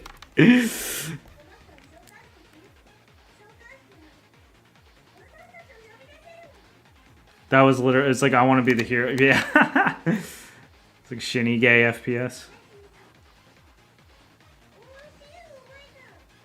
Interesting, you know. Jack and Jill Click. Classics. I do quote, I think like every millennial quotes fucking Billy Madison a lot. That has a lot of quotable shit. As far as like Adam Sandler playing a relevant role in my life, I quote Billy Madison a lot. It's such a fucking retarded movie. But it's one of those things that just becomes like an embedded part of just fucking existence.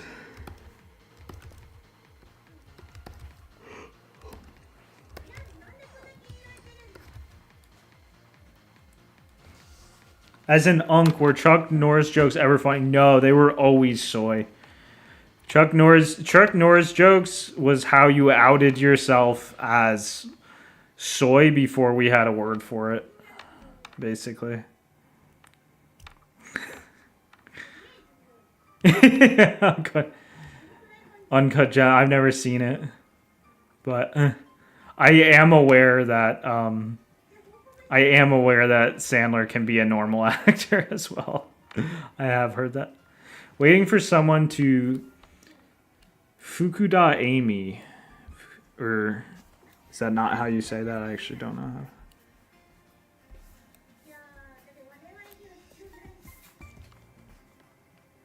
Fukuda Amy. Okay, it's a AV, famous AV actress. The only AV actress, there's like 2 AV actresses that I think I know.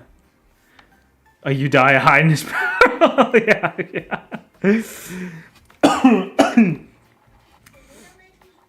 Yeah, it's Chuck Norris jokes were dead on arrival. Youngins like me still made them ironically, yeah. Yeah.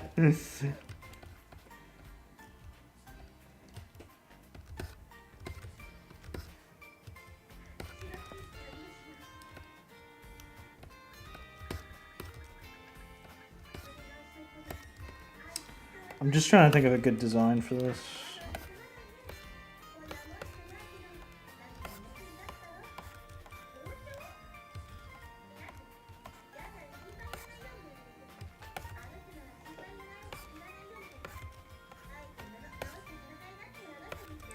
That's just not right.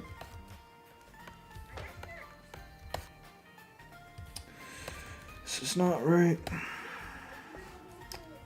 I mean, honestly, it's not that important. I mean, it's not like the pixel art in this game needs to be like.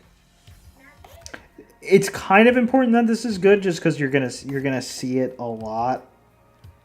So there is a degree of polish that needs to be kind of adhered to a decent amount on this specific animation. But it's not the end of the world if it's not the most polished thing.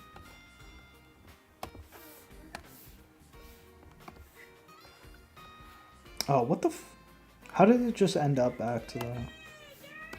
How did it just end up at the same thing? Okay, and then we flip horizontal. There we go.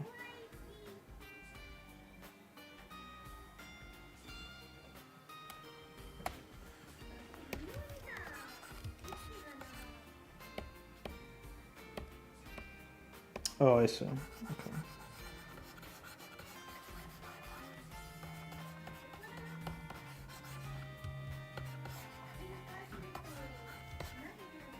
Alright, yeah, that looks decent. That looks decent.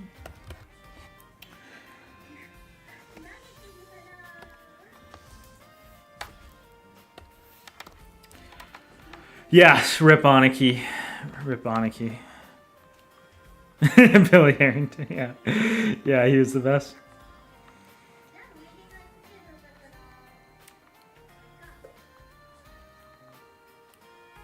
Gomei Fuku o Inorimasu, yes.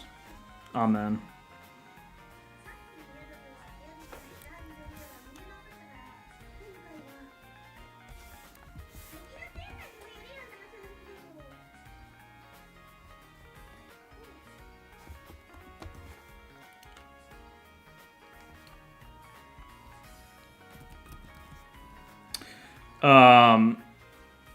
The best Chuck Norris shows is the ones where they delete the bottom tag. Yeah, I don't know if I've seen that one, but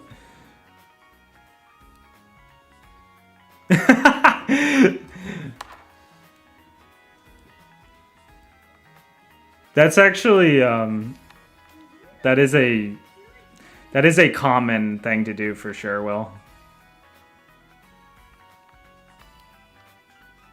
You know, because it's when stuff is like well photographed and stuff, like it can be, you know, you can absolutely use it as a you know, compositional base and stuff. Namu.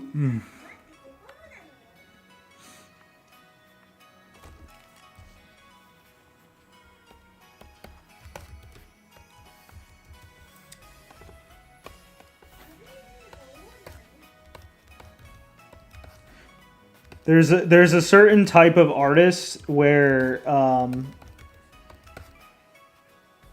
you know, you always know when they have a secret whatchamacallit, Tor stash.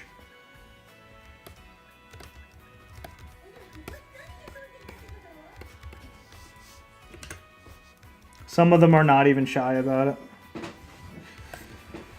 Okay.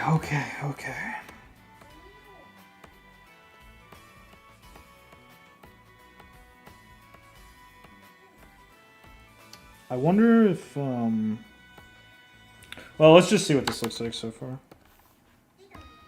Let's see what it looks like.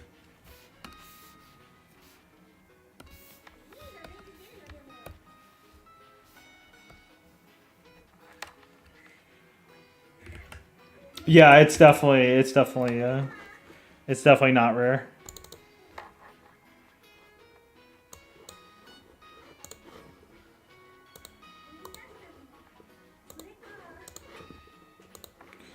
Okay. All right.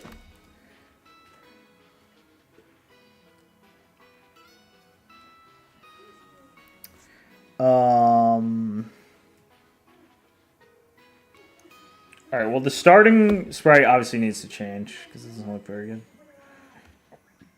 The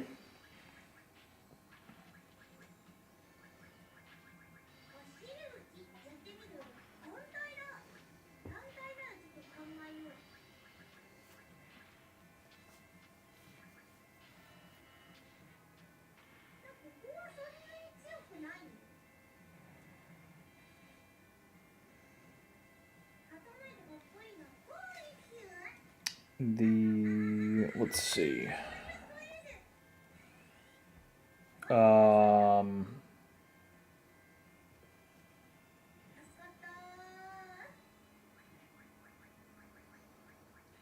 I think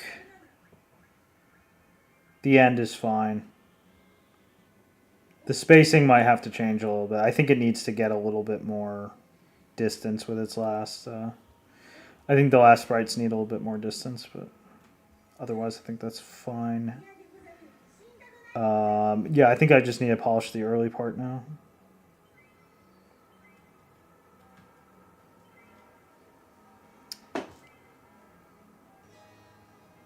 Right, the only question now is, do I definitely want the white to be white in the... Because I feel like it's just a little too bright for what you've been used to seeing up to that point. I almost feel like it needs to be not white.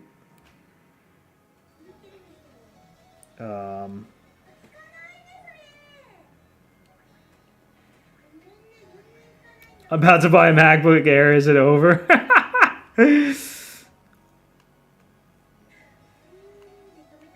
Snow. Oh yeah, yeah. I might do that. Yeah, I might. Let's try that. Let's give it a shot. A MacBook Air. I don't know anything. I don't know shit about hardware, so I can't tell you if that's a bad idea or not. I know that having like Macs obviously can be really useful for you know, like when you're doing like for a long ass time, you know, like like a lot of like web dev tool shit was like obviously like kind of standard on Mac shit.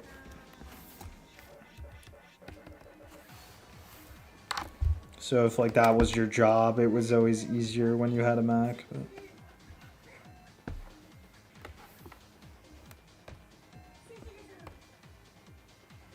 let's just make a different layer. Fuck.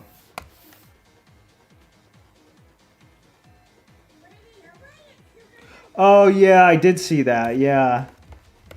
Yeah, I was saying how it is nice. It is nice if you can memorize color names.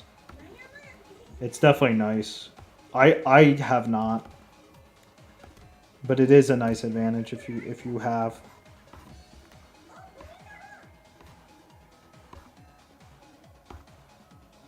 Sometimes I'll give them my own name.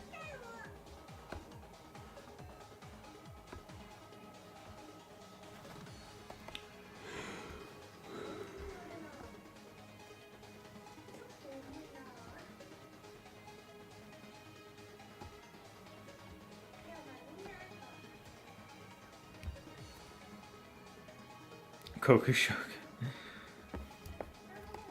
Maybe I'll do that. Maybe I'll...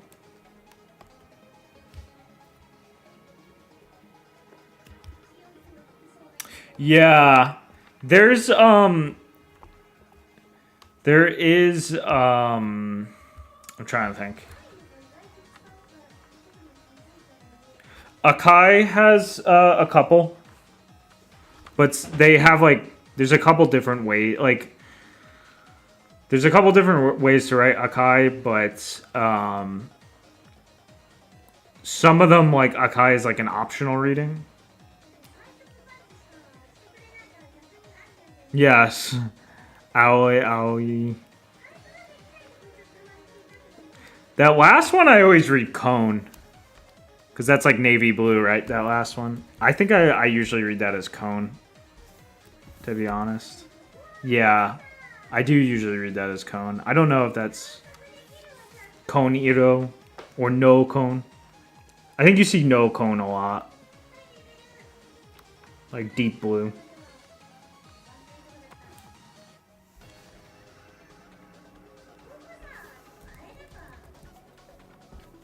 It is usually Cone, yeah. Yes, yes, like that.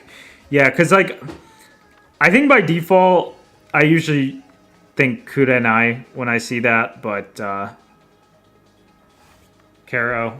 But I think you can read that as. I don't know if you can read that as Aka. I don't know if that's valid or not, to be honest.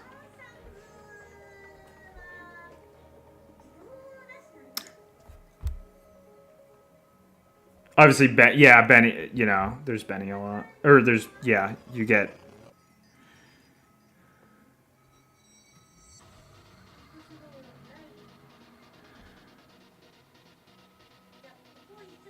Yeah, you can read it as a Kai. Yeah, that's valid. Nova. I don't. I'm sorry. I don't know that one. I don't know. Okay. Oh, that's just a bunch of Akkas. Okay. I thought that was one long ass. Yeah. Yeah, because the second one I read is Taniro usually. That second one I usually think of as Tan. Yeah, and then there's Hiiro. Hiiro is the one you usually see in like in Shana for Crimson, like in Chakuyan no Shana.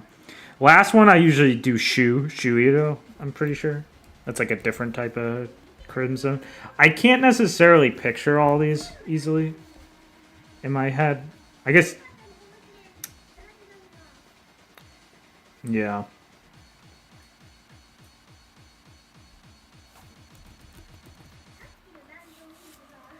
Half the time I don't know exactly how you're expected to be. Yo, Joe. Welcome, Joe. Yeah, exactly. Picking colors is like taking an eye exam. Yeah, that's a good idea. That's a good idea, Ilil, and I probably should be doing that myself, but I kind of do sometimes. I kind of do. I should probably do it more.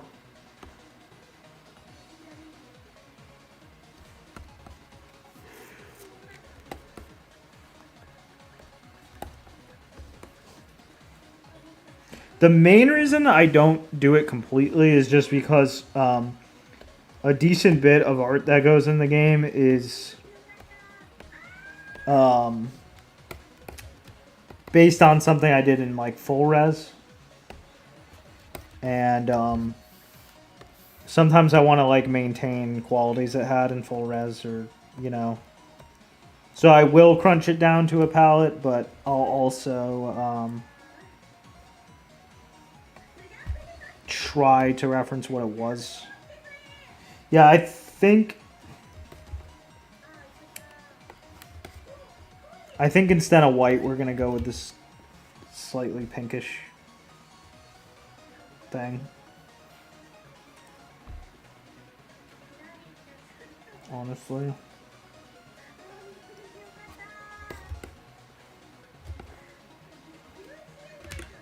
I think that's a good idea. Well, I mean, on the flip side, maybe not.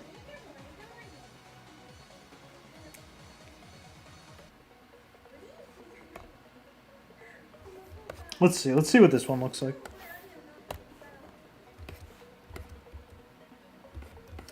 What I'm trying to figure out is if it ironically actually makes it like brighter feeling, and not like brighter, but if it ironically actually kind of increases the intensity because no,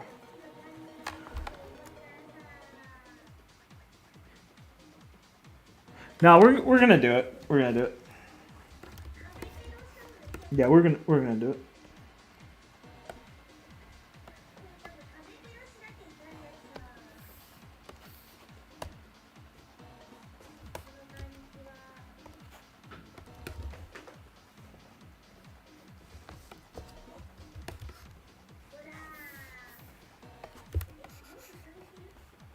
Just throw this crap in here.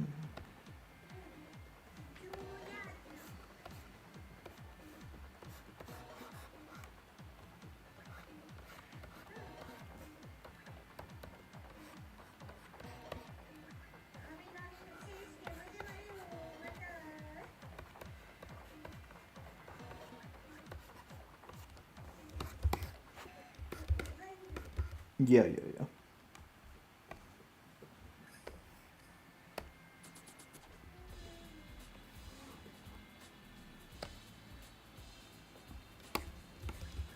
Yeah, it's definitely the way to go.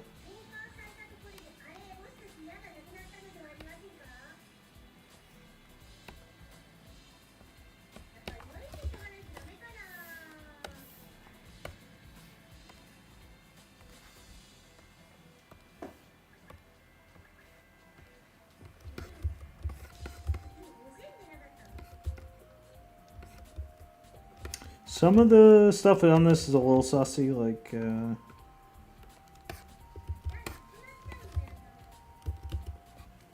feel like yeah, I mean that definitely looks better.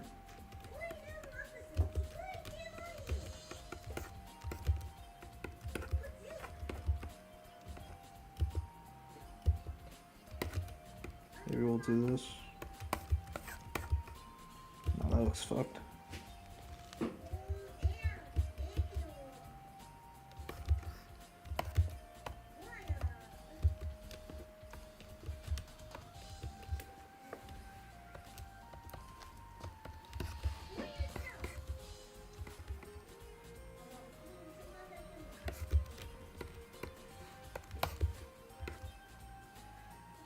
Yeah, let's just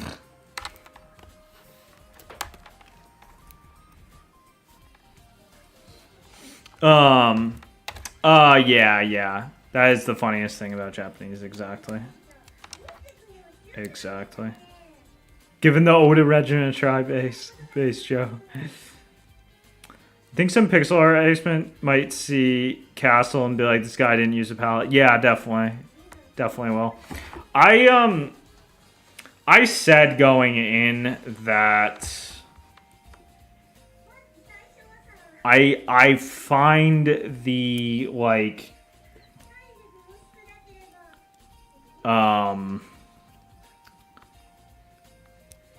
the sort of like MS Paint quality, for lack of a better word, slightly desirable because it puts more emphasis on the fact that like it wants to be normal art, so to speak. Like it puts emphasis on the fact that like, oh, this is all based on normal drawing. Which is alright, this whole thing needs to be redrawn altogether. Which is actually desirable. So I don't really mind that. Like as long as nothing is actually bad looking, I'm fine with it.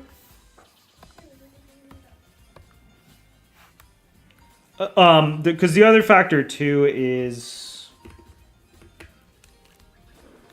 that there's kind of a bit of there's a bit of factors mixing together in the game a little bit as well, such as the fact that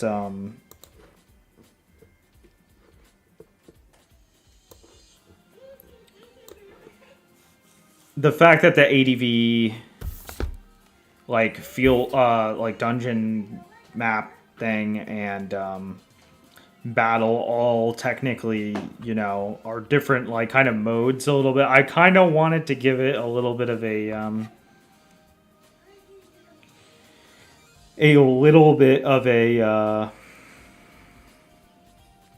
trying to think how to word this. Not a lack of polish, but just like a little bit of a, I guess it amounts to an aspect of a lack of polish because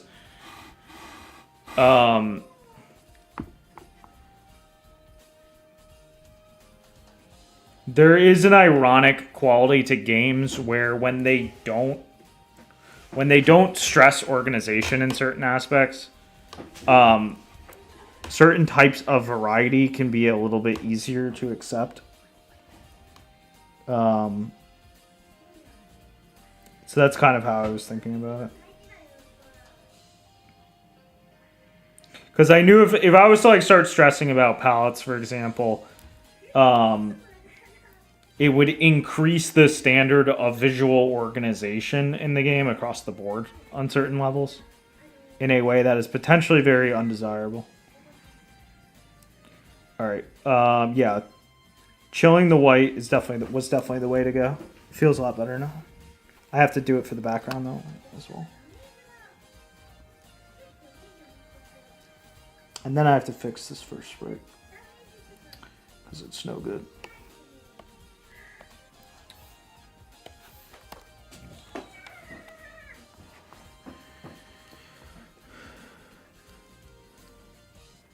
Yes, yes. Yeah, you do see, yeah, no, but you do see the Kagayaku used like that a decent bit in VNs, especially VNs with like a tuny edge.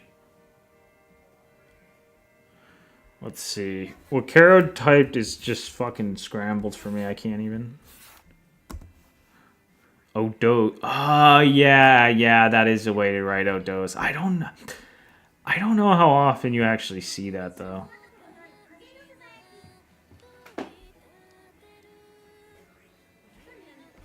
I don't know if I've ever seen it used that way. Or I don't think I wouldn't be surprised if like Masada uses that or something, but I can't think of a writer I've seen who uses that. I probably will though at some point. Yeah, raw looks. Yes, exactly. Yeah, it's Nama.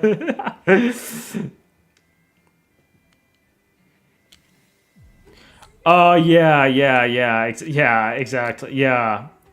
I will definitely check that out, the whole Former Dawn thing for sure. The compilation of Warcastle D-Make and Curry. That would be fucking sick.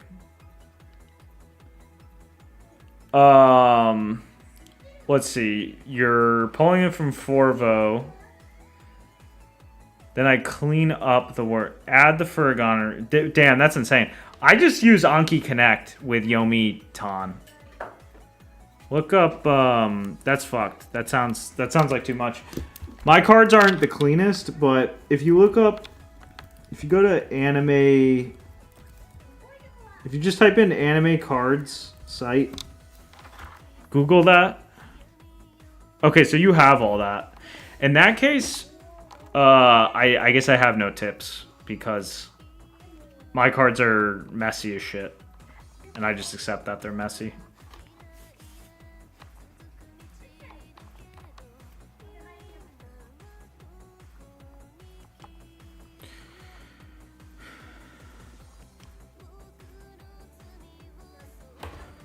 From the, what is that? Is that Taketori Monogatari?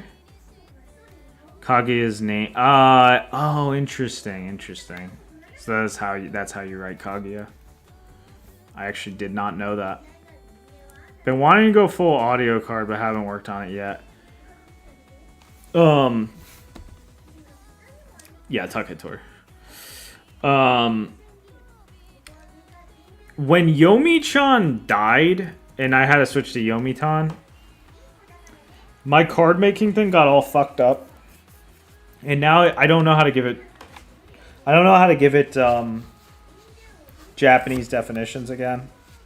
And I guess I have to install a certain dictionary or something. But it's really annoying because I liked the way the cards were getting made before, and now I have to like manually paste in the Japanese definition. I don't mind that much anyway, so I don't really care.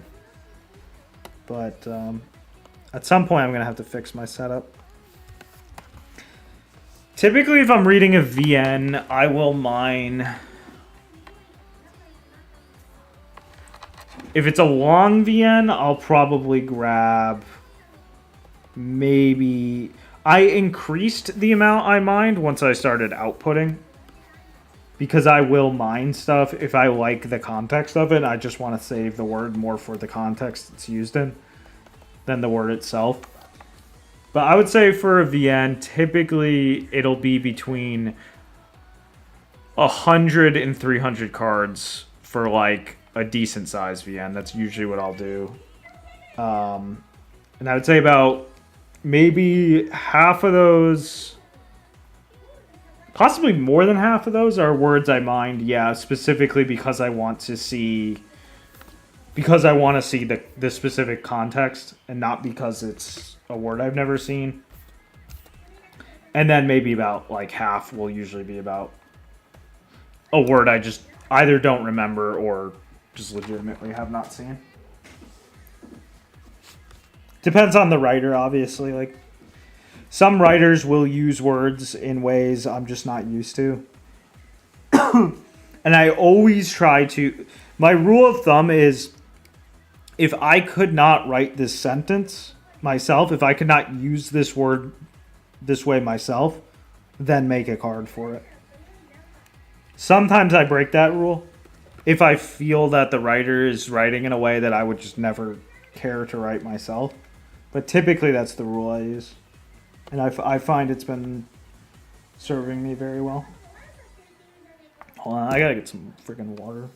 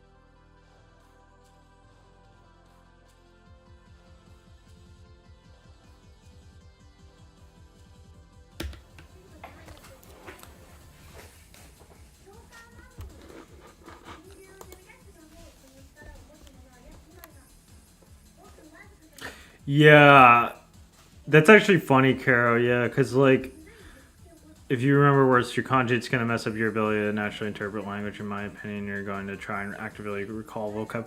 It's funny because like, because I listen to so much audio, like most of my Japanese comes through audio.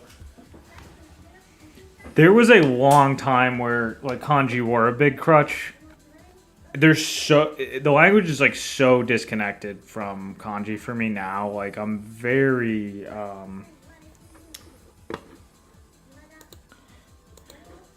Is it Muramasa OST? Yeah, it's just like a ZTS compilation. He goes through. It's mostly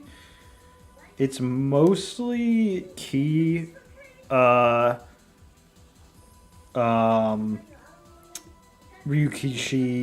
Toho remixes. I think that's like almost like 90% of it.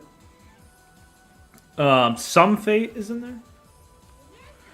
But yeah, so like most like so for me like now like JP is much more, especially when you output too. When you output a lot, the physical like audio component ends up becoming like a lot more ingrained as well. So I think that's just something that like inevitably ends up happening for sure. Yeah, JP to JP. The thing about JP to JP cards is that they are turning Anki into an actual like reading session, in my opinion, because I always read the definition when I JP. I always like, even if I know a card, I will read the Japanese definition. So it turns Anki into a much like heavier task. Unless I just like know the word so well and I remember what the definition looks. But the thing is that reading the definitions is extremely useful. Like if you know the definition, if you can read the definition, you are in such a better spot than if you didn't read the definition. Does making fancy cards give you... I don't know. I don't have huge opinions on how to do your Anki, to be perfectly honest. I do agree with Matt that listening is more important than... Yeah, I agree, Caro, for sure. I would agree with that at advanced levels. I think at beginner levels and intermediate levels, I think reading is much more important than listening. Sort of. I don't know. Sort of. But I think at advanced levels, I think listening is so much more important. I don't know. It depends, I guess, but... Kikitori is the hardest. Yeah, for sure.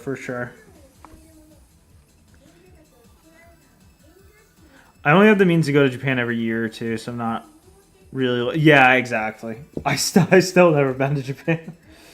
I have spoken with Japanese people before, but I still have never been to Japan. It has been a long time since I've actually spoken to a Japanese person in, like, live, like, in live speech. It has been a very long time. Alright, I think what we're going to do is we're going to make it... I think we're just going to go like this one. We're just going to... I remember when I used to try learning JP by using handwritten flashcards. I forgot word. Punishing myself by... Yeah, that's like classic. That's like kind of like... that's like study for the test type. That's like study for a school test type. I think like that's how I think during my early days, like before finding cats, that's probably how I would go about it as well. And I sadly never got anywhere until finding cats.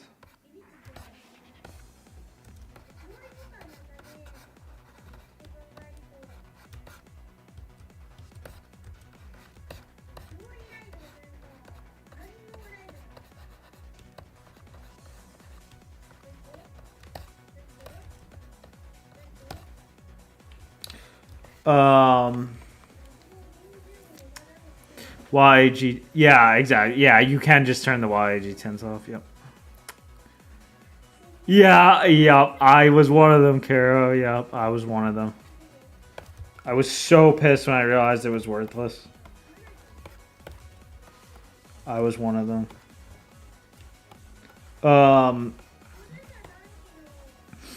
I never studied JP in school. I tried studying JP on my own though since I was like I'm not gonna tell you how long.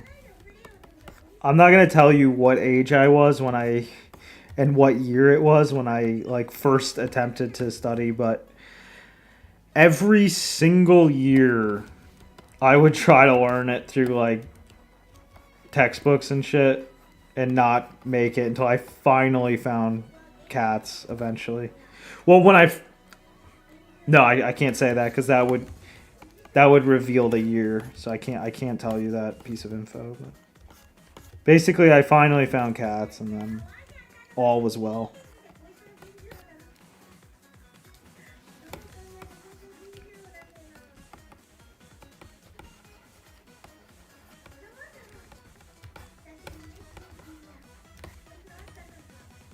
I did Genki in college. I actually did as well. Like I was doing a degree for a little bit until I realized like I didn't care and I didn't want to. I took Japanese as an elective just to fill up credits. And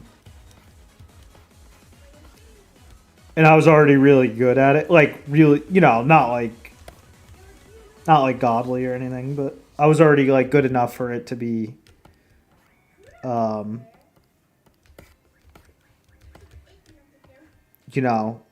me to not be learning anything by being in the class. It was really funny. It was very funny seeing everyone else struggle while I basically knew everything.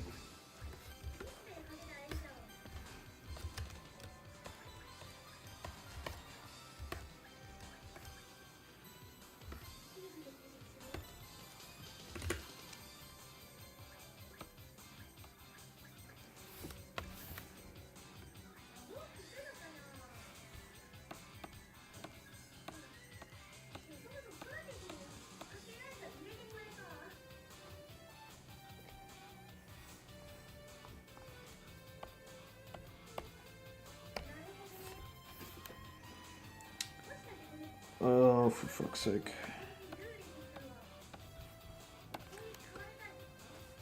Oh, come on.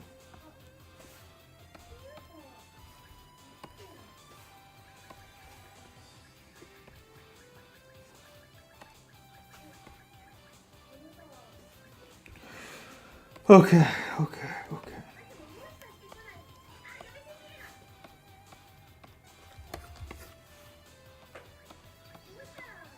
Alright, nice. Alright, let's see what this looks like now. We might be getting close. I think we are getting close. Yeah, exactly, Cam. That's like some real prank shit, like major in language. I know some people who have, and they definitely regret it.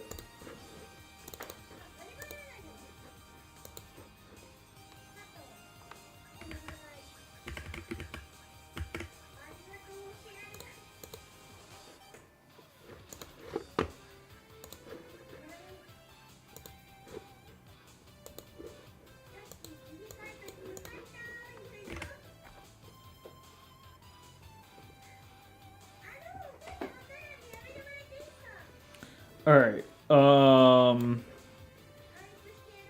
Let's see. All right, this one shouldn't start so large, so that looks weird. Honestly, this one shouldn't either. They need to be smaller when they start. But otherwise, I think it's good. Otherwise, I think it's pretty much good to go. And then we'll load it in. The programming side is where all the balancing will happen, and I'll figure out how many of these to trigger, how far across the screen they should go, how fast they should go across the screen, all that shit. It's going to be a little bit, there's going to be quite a bit of experimenting to be done. I'm guessing I'll trigger like 1 or 2 of these ones, and then I'll probably trigger like maybe 5 of those littler ones or something.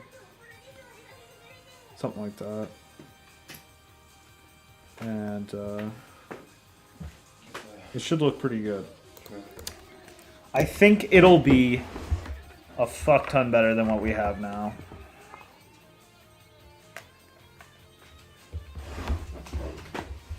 I get paid on a scholarship to do it, and I wouldn't do. Yeah, exactly. Yeah, that's probably the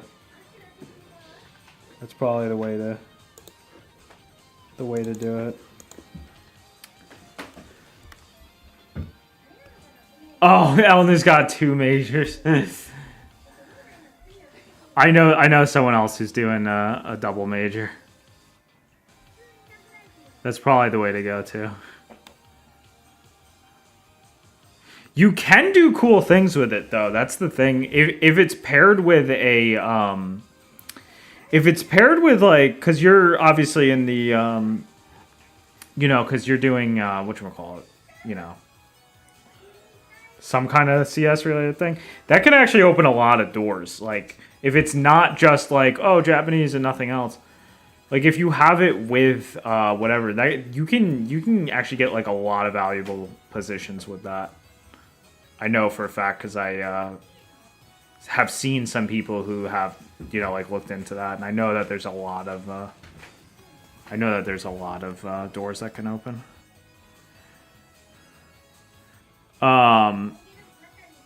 The quality of people in JP classes is not. Yeah, Chris Chan, like guy trying to speak JP. Yeah, that shit is funny. It is funny. Can't help but laugh. I was so high level at the time the teacher. Yeah, based. It's crazy how behind meta academia learning how to learn is from guys in the. Yeah, exactly. Exactly. Yeah, Nova knows what I mean. College is a drag for sure. If I manage to get an N1, I don't know. I don't know how much an N1 is valued. Yeah, I do too sometimes, Caro. Sometimes if I go back and I think like maybe I should have been in Japan ages ago. Sometimes I think about that. But yeah, it's a good question, Will. I don't know. Like, if you're an experienced, like, coder or something, or you're an experienced, like... There's certain jobs that they value, and if you also have the language, they will open doors for you. I don't know, though. I don't know the exact deets. If you aren't doing a professional graduate degree in a booming field, you should make sure you get paid to do any degree above a bachelor's. Otherwise, probably not. Yeah, that makes a lot of sense. Yeah, that certainly makes sense. Job market is so fucking brutal right now. Being able to get like a job, you know, like obviously because the job market is so brutal right now, being able to get an overseas job does sound like pretty appealing from that angle, because you're not, you know, it does put you in a unique position. It's like, oh, you're not just, you know, you're not just running around trying to get a job in America now. You can actually, you know, it expands, you know, it expands your options. But yeah, if I could do everything again, I would probably have made sure I got to Japan. Like in my like I would probably have done like a big Japan move, you know, by the time I'm like, you know, early 20s or whatever. I would probably have just done that because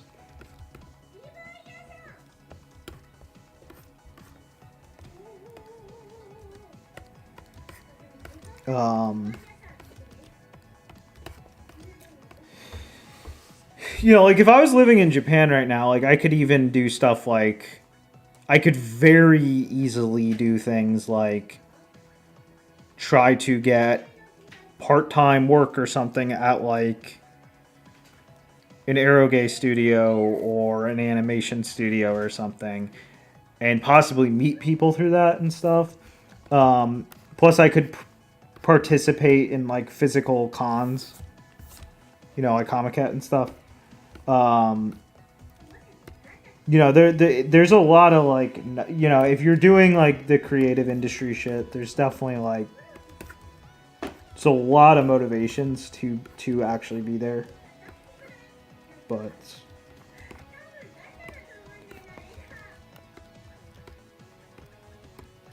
it's whatever.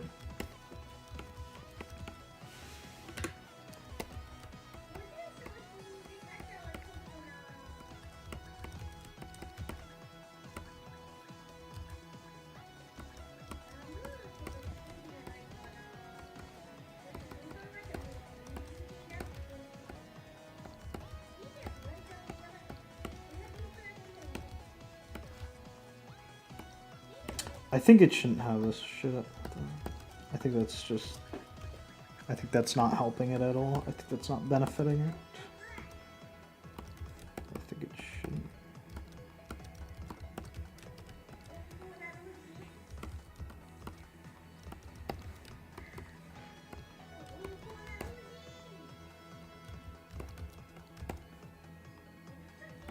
I'll try that. This looks a little bit weird.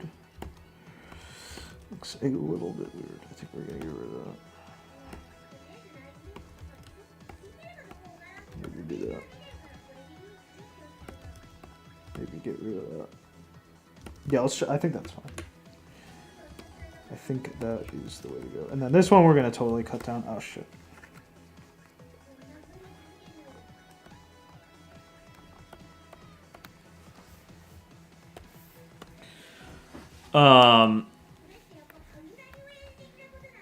Yeah, N1 certainly does not hurt, for sure.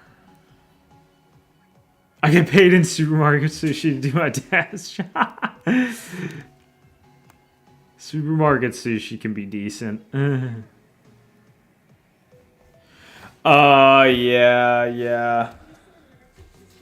Yeah, the job market fucking sucks. It sucks right now.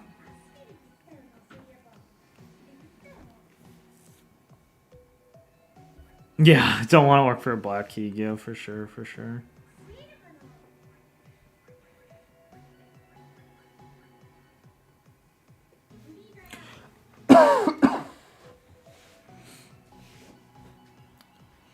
A guy who studied abroad in Japan but he's low power level and mainly just watches isekai anime. The way my circumstances were, I don't think I could have ever... Yeah. Does working in Ikebukuro or Akihabara help with networking? That's a good question. I don't know. Like, I feel like... I mean, anything in Tokyo is going to be an opportunity to meet people. Like, anything in the general Tokyo region, you're going to have opportunities to run into. Even as a cashier, maybe not. Well, maybe. I mean, honestly, it's such a small country. I mean, it's hard to say. Oh yeah, going to Comic-Con would be sick. Yeah, I have never been, Eleanor. I've literally never been to Japan. I have never stepped foot there at all, unfortunately. I have spoken with Japanese people in person a few times and stuff. I stayed with a Japanese dude even actually for like a week one time when I was in the city for a bit. I stayed with a Japanese dude for a little bit. I was very bad. I wasn't like terrible at JP at the time, but I wasn't amazing at it, and that was like the first like major experience I had chatting in Japanese. It was quite interesting, but yeah, no, I've never been. I have never been. It's crazy. Oh, you've been to Beijing? Yeah, that'd be sick, I'll know for sure. I would like to take a trip in 2026 as well. So maybe we could, if we're there at the same time, maybe we could have an off Paco.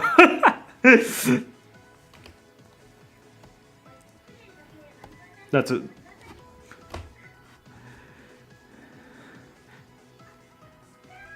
Very business and government oriented, not much stuff. Fun stuff. Yeah, yeah. That makes sense. That makes sense. Who has a staff Boshia? Oh, what's funny, Carol, that reminds me, there are some Aerogay studios that actually do take work from people overseas sometimes. I was thinking of trying to like maybe pick up a few like part-time gigs for like send in like painting portfolio stuff. Oh, Caro Q does. Yeah, Fumo, you can get part-time gigs for Aerogay companies sometimes. And I was thinking of, they usually want painters. So yeah, I'm thinking of trying it. I'm definitely thinking of trying it. Cause it would just be like a really freaking cool thing to do. You know, I'm always hurting for cash, so it would be like a cool way to get extra. It'd be a cool way to do a thing I would enjoy doing, even for free. So, to get paid to do it would be very cool. I may try to send some portfolios in the near future. I'd be Scotchy's personal servant. Scotchy could step all over me and tie a collar around me. Could unleash the dog on me. If only Cocktail Soft was higher. What are they responsible for again?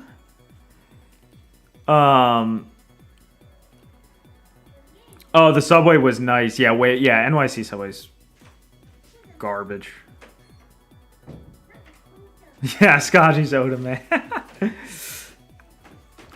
Are we a package deal? Kind of inherently, Cam. Like, when we do art, it's very rare that we don't like run what we do by each other. So, kind of inherently a bit of a. Whoa, I'm Scotchy's top guy. Scotchy made me the leader of the Oda revolution. Oh, interesting. I don't think I've played any of their stuff. Yeah, exactly, Charles. I would love to see Inside Square. All the dark secrets inside Square and all the probably tons of unreleased art and who knows what else. They say the work role is tough for Aerogay companies, just like in the anime industry. Yeah. Would I work at Yuzu? If I could, I would. For sure. If I could, I would. They have really good art. I don't know if they'd want me to even help. Yeah, I don't know, Fumo. That's a good question. I don't know exactly what they would want out of me. I guess only time will tell. Only time will tell.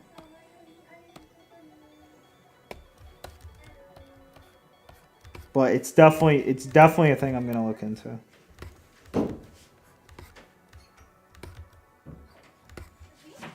Actually, it could make really good fucking content. Thinking about it, could be really good YouTube content.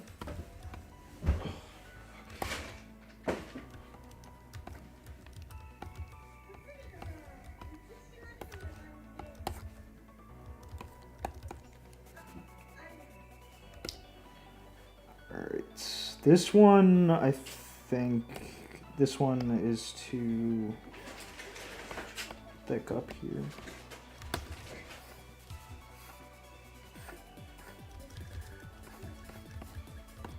Yeah. Stream Stressway, yeah, exactly. JP Countryside, I really love the... Yeah, he sounds utterly exhausted. Yeah, he is, probably. The whole, like, Inaka shit is comfy as fuck. I would enjoy that for sure. I would definitely enjoy that. The floodgates are open, so get there while there's still a trace of Bunkai. Yeah, exactly, Kara.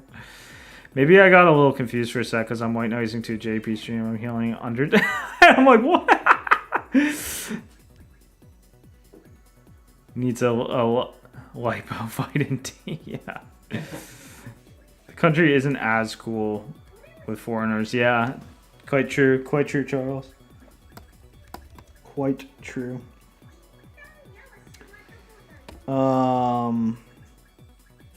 I think. All right, I think I'm good. I mean, I think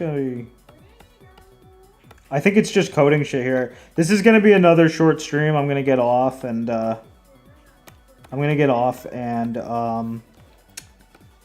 make like sprite sheets and shit and do all the fucking annoying game dev shit that I wish I had a slave to do for me, but I should be on tomorrow. I think I'll be on tomorrow. I'm gonna try to keep these short daily streams going. Yeah, thanks, man.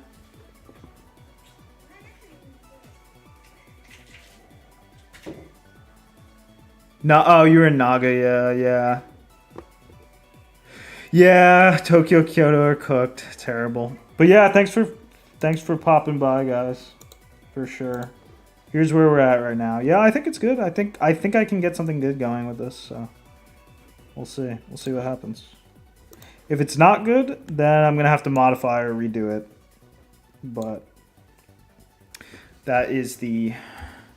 Yes, thanks for popping by. All new, Will, Caro. I will see you all very soon.